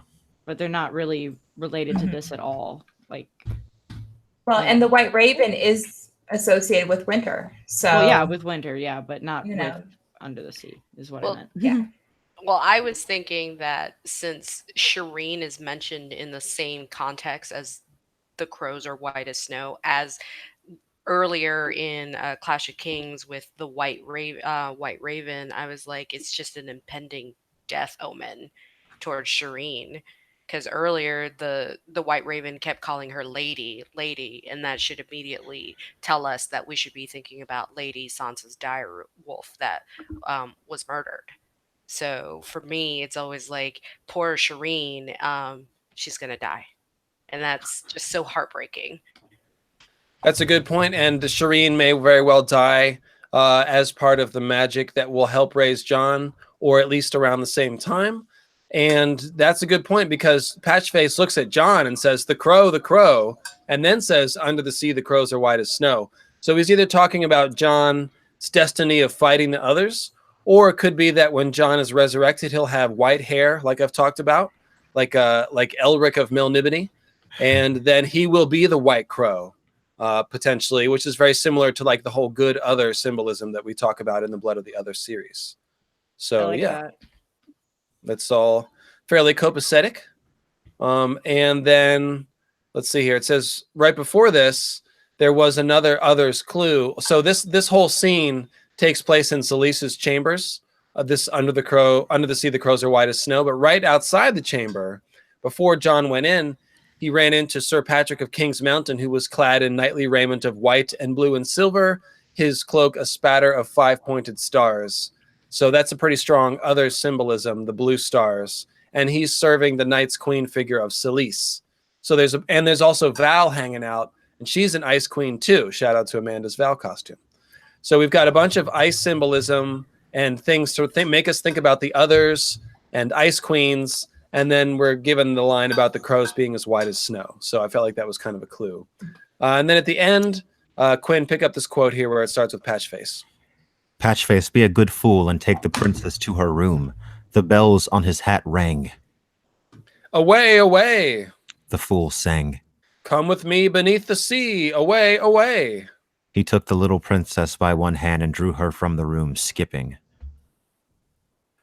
And there you go. So real quickly, Amanda, I see you got to go to work. So let me let you bid adieu to everyone and mention your YouTube channel real quick. Okay. Yeah, I do have to start getting ready for work. I work nights. My name is Amanda. I do have a YouTube channel. It's called The Disputed Lands. And I talk about a lot of stuff, a lot of Ironborn stuff, if you're interested in that kind of stuff. And you can also find me on Twitter. I am at Crowfood_SD. And thanks for having me, David. It was a lot of fun. And thank you for bringing the Val. We really appreciate that. No problem. I want to see this at a con in the future. Maybe you will. It's really hot, though. I don't know if I could do this in Tennessee in July. I don't know. Make a sexy Val costume then. Ooh, I don't know about that. But yeah. I think that's just a bikini. A Val in a bikini? I don't think so. I'll see you later. You can strategically cut away things or have like a vest or something. But in any case, so a Val with cutouts. Strategically cut away things. Yeah. So, anyways, thank you for bringing it, and I'll let you go. Thanks, Amanda. Thank And you, Amanda. we all know where to See find you, you. Amanda. So, away, away, come with me beneath the sea. Away, away. I feel like this one really dovetails with the next one, where they're talking about who's going to lead the ranging to Hardhome, and Patchface jumps up and he says, "I will lead it. We will march into the sea and out again. Under the waves, we will ride seahorses, and mermaids will blow seashells to announce our coming. Oh, oh, oh." So that one's an easy one to spot at this point. Patchface is talking about leading the Night's Watch into the sea and out again.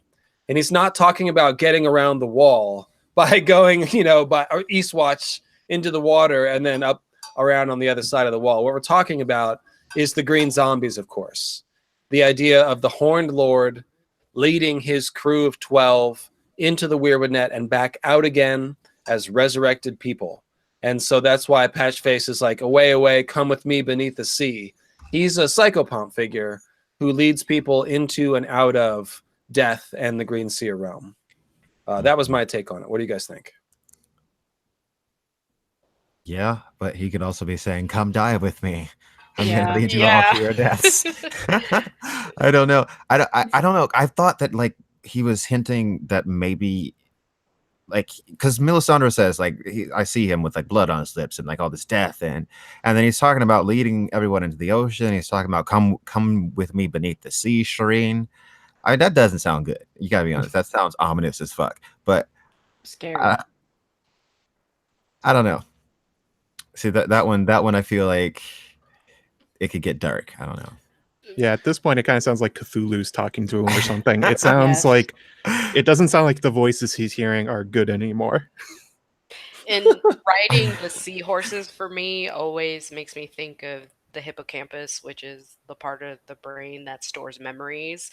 So this for me is like him riding on a brain. So very creepy. Well, and I'm going to get into the seahorse symbolism in the next episode with all the Dany Greenseer stuff. But she's riding a silver horse across the Dothraki Sea. So it's literally a silver seahorse. And House Valerion's sigil is a silver seahorse. And House Valerion on a field of sea green. And House Valerion is a Dragon Lord house that has turned into a sea creature, as we talked about. So it's wholly symbolic of the sea dragon idea. And so Dany rides her silver seahorse around the green Dothraki Sea. It's a perfect imitation of the Valerion sigil. And that's because all of it is talking about dragons in the Weirwood Net becoming green seers. So that's the whole silver seahorse thing. And I'm going to expand on that. And it's also tied to Odin's horse, Sleipnir, which is a gray horse. So a silver horse functions the same way. And of course, Sleipnir is all about astral projection and that kind of shit. So Witchy blood magic shit. Yep. So that's the seahorse. The mermaids blowing seashells to announce our coming. That is just another bells, trumpets, Nissa Nissa's cry. That's what all that sound is about. It announces the coming of everything. It's just similar to the bells announcing coming. And of course, on the prow of the Merlin King boat, he's got a horn. And Asha talks about the mermaids blowing horns in the Drowned Gods' halls. So that's a whole theme that ties in with the horns. that we probably can't go into too much right here. But Painkiller, do you have something to say? Yeah, I was gonna say that the mermaids will blow seashells to announce they're coming, and then he goes, "Oh, oh, oh!" It's kind of like he's imitating the three blows of a horn, announcing the coming of the others. Like the Rangers? Yes. Oh, yes. the 3 blasts. Oh, sure. Okay, yeah. Yeah, that's interesting. Nice. So then it goes on and talks about Garrick. King's blood has graciously agreed to give the hand of his eldest daughter to my beloved Axel to be united by the Lord of Light in holy wedlock, Queen Celise said. His other girls shall be wed at the same time. The second daughter with Sir Bruce Buckler and the youngest with Sir Malagorn of Redpool.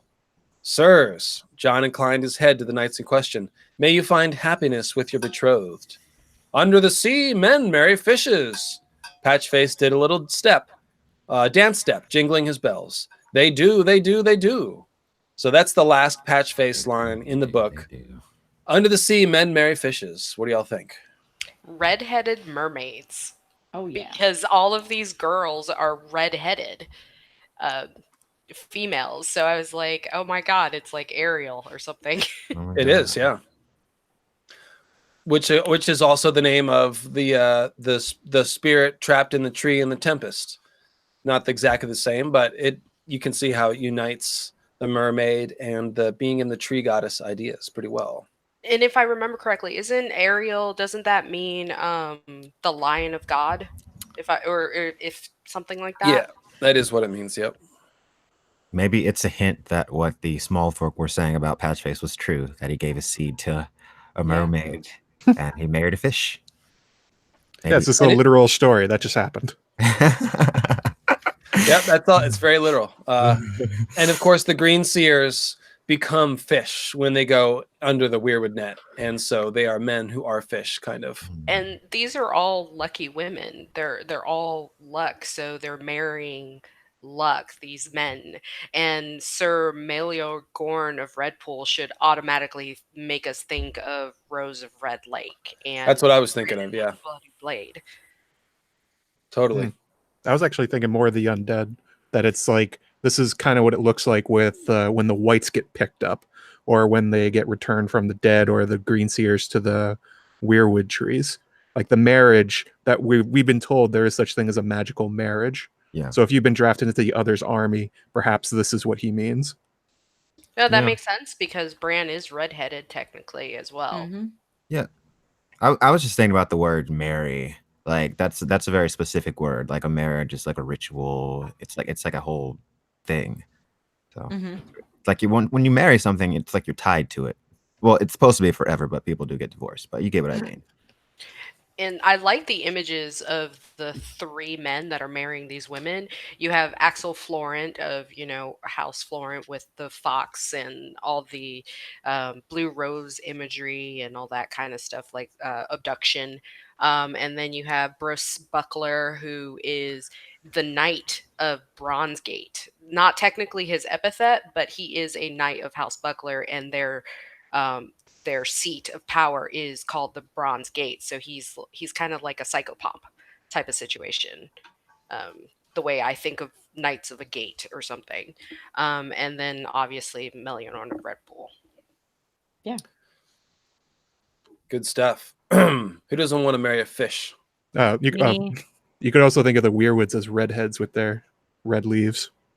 Right, yeah, totally. That's the whole point of the weirwood goddess, is that when you marry the tree, you're marrying the goddess, who is kind of like the fish goddess in a way. The fish goddess. Yeah, I've always also thought that this thing about redheaded lucky women that we see associated with not just Ygritte, but Sansa and Kat by association and other redheaded women, that lucky objects and things that are precious are sacrificed for power, and being sacrificed as a woman to a god is being married to that god.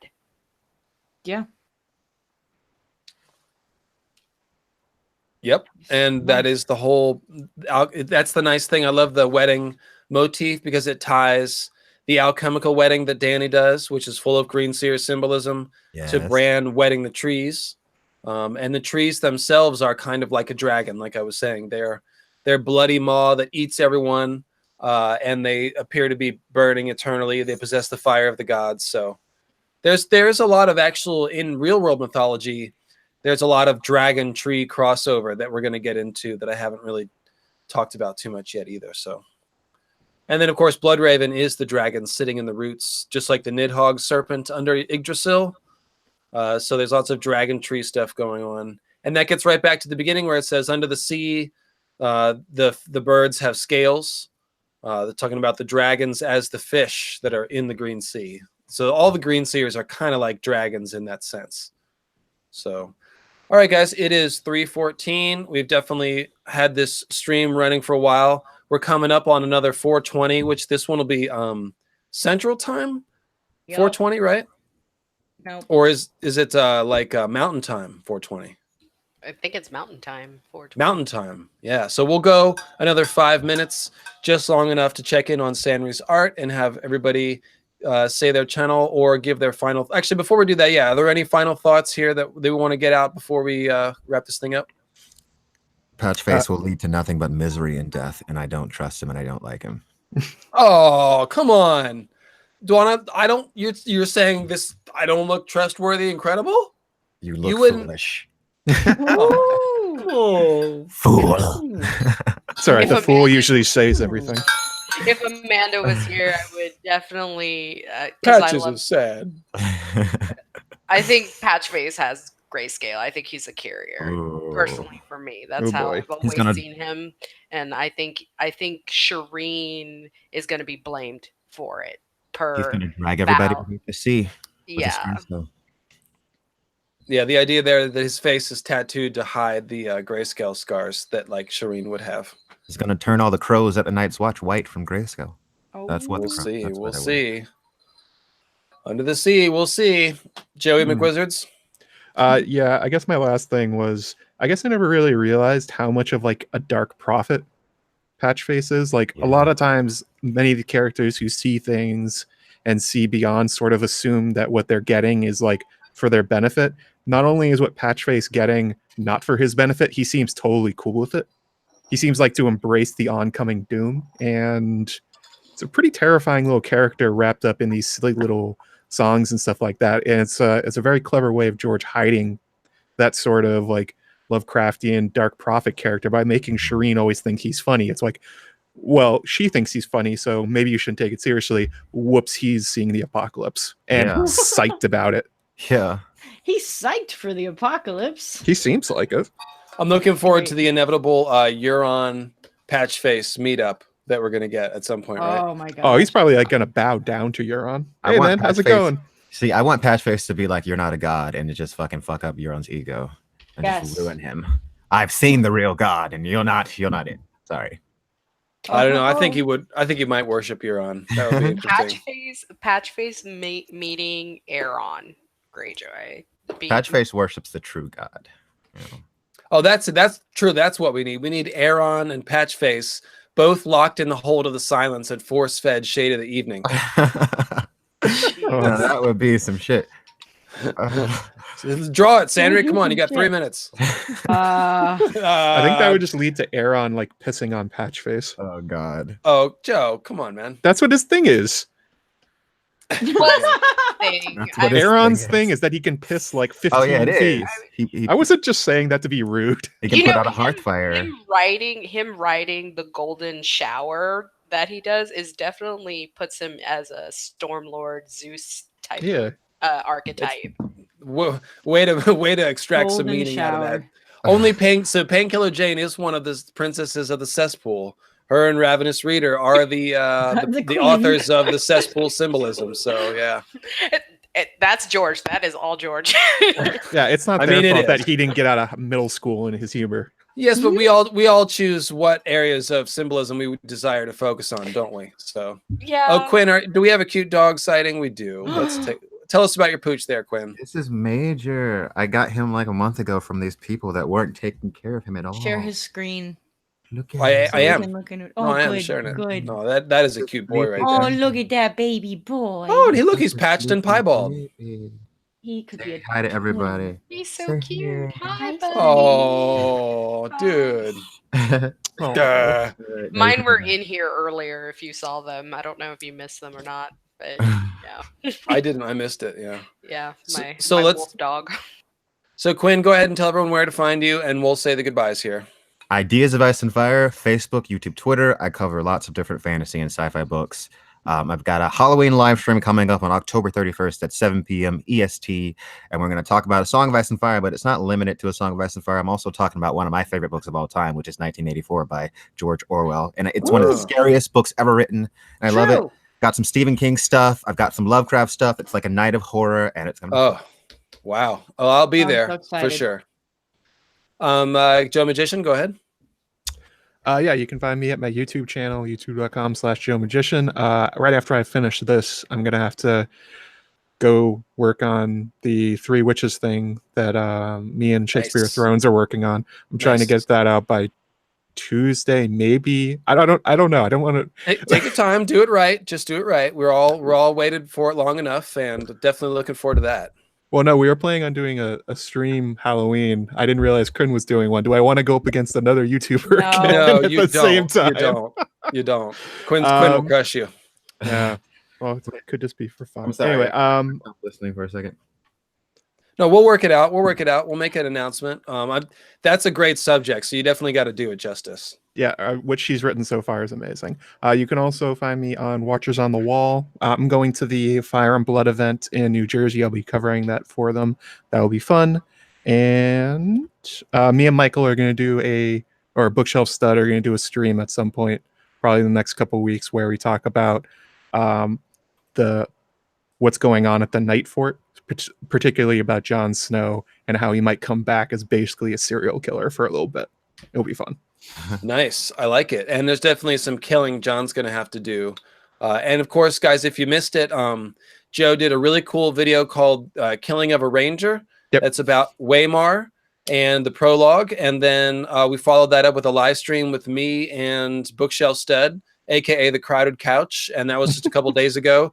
You can find that on the Joe Magician YouTube channel. I recommend the video very strongly. And I thought our little discussion went pretty well too. So check that out. And check out Joe Magician's channel. Make sure you're subscribed to that. Joe's a good man. He does live streams as well as putting out videos. Painkiller Jane, I know you don't have a YouTube channel, but we can find you at Painkiller Jane on Twitter. Is that not correct? Yeah, that's the little name that you see it, but my actual Twitter handle is Ixchel Aida, which Good luck. Just Yeah. I can never tag you. I know, it's so hard. If you I just need put to in change it. Painkiller, it comes up. Yeah, it comes up as Painkiller Jane. You'll see me there. I'm pretty active on Twitter. I might go missing a little bit because I am in college. So you'll see me there. But yeah, come talk to me. I love talking about A Song of Ice and Fire. And of course, you'll continuously hear me continue to hat tip Painkiller Jane as we go. So yeah, there you go. So Sanri, give us a tour of your drawings and tell us where we can find Sanri merch. All right. Well, I decided to do color stuff today. So A good. really good time. So as is tradition, I will be probably finishing these off and saving them out and posting them on Twitter, which is where you can find me the most, at Sanrixian, spelled like that. Check it out. I made a stamp for my logo. Awesome. And oddly enough, LML, I don't know if you noticed what this is, but it's a dragon encircling the sun, which I made in 2010. So Nice. Fire of the Gods has been in my Mm. blood for There's quite a little some foreshadowing of time. things I to know, come. right? Right. Yes. So we have Quinn as the Red Priest, number 3. We have Miss Painkiller Jane, just Jane of Old Stones with flowers in her hair, In her headphones. Go ahead. in her headphones. Sorry, Yep. excuse me. The Wildling's daughter with a little creepy moon werewood brooch. Cool. Patchface means Doombringer. That's me. Mm-hmm. Nice. Joey McWizards. Yep. Sanrixian means Lightbringer. I I Maybe? don't know. It definitely doesn't. And Just the to clarify. poetess of the Nettimones, who has brought us all into this wonderful world of Under the Sea. I'm glad you drew her in here too. I wanted to do a special Rabbie portrait with Nice. a real anemone crown, which may or may not be attached to her brain. Yeah, I'm seeing some new avatars right here for sure. Definitely. Yes. Those are Yeah. cute. So anyway, you can find me, as I said, at Sanrixian on Twitter. I'm super active there. You can talk to me. I love talking about stuff. My merch is sanrixian.com, and I have shirts, prints, stickers, all that kind of good stuff. If you just want to check out my art, MalloryDorn.com. And Mallory is spelled Mallory, and Dorn, like the books, but minus the E, sadly. There it is. And And people are asking about the comic book, or I'm not, the coloring book rather. And that's coming out what, soon, when it can? Yeah, I've sometime. basically had a lot of personal life stuff going on, so I'm super busy. Like Matt mentioned, he has to go work on his video. I have to go get his slides done for that video after the stream. Yep. So yeah, I've just been working an insane amount. So Well, thanks for your apologize to time, everybody both who's of you. waiting. Thanks for your time very much, both you guys, busy people. Really appreciate it, and so do the people, of course. We're trying a new strategy with Sanrixian. I have Lauren's essay already, and I'm withholding it to see if she'll actually finish things. When That's right. That's what's happening. I have the whole thing, Mallory. Matthew, I swear be to mean. God. Sandra, I'm you gonna- take your time. You finish it when it's good and ready. You tell me it'll be done when it's good and ready, okay? Oh, I'm gonna smash his face into something. Don't worry. That's not fully true. justified. And so we'll know what happens if You Joe can't reach shows this up with high. a- You can't reach this high, Oh. Mallory. I will Oh. give her a boost. Oh, I can't say. I am tall today. No, your camera's not on. Here it It's comes. almost Yeah, on. we can't see you. It's almost on. Bear with it. I don't know why it's not working. Bloop, bloop, bloop, bloop, bloop, bloop. I There am we go. tall today, and also my beard is mostly rubbed off. Yeah, let's give Sandra credit for doing the standing desk here. She is. Can I get a little? Can I get some? Can I get some hand posing or? Hang on. Gotta fully embrace it. Can we get an in any case? In any case, continuing on. As we said last time. Moon meteors. As we discussed previously, my Yeah. friend and good fellow mythhead from Westeros.org/Twitter/ wherever else. Okay, that's Is that good? your poor significant other. Yeah, go clean yourself up. All right, everybody. So thanks a lot. Thanks for everyone that came. We had 200 people today. That's a huge audience. Thank you so much, guys. Hope you had fun. Hope you enjoyed it. I'll be watching back and I'll catch all your comments in the chat that I may have missed. If I missed any super chats, which sometimes I do that, I apologize. I do appreciate it, of course. And we appreciate all of those patrons who support Mythical Astronomy. Every time I get a notification about a new patron, it makes my heart go ding-a-ling, clang-a-dang. So thank you very much. And with that, I will say happy Halloween. Be safe out there. And don't forget about Quinn's stream, 7 Eastern on Halloween night. I will see you there, guys. Thanks, everyone. Bye-bye. Bye, guys. Bye.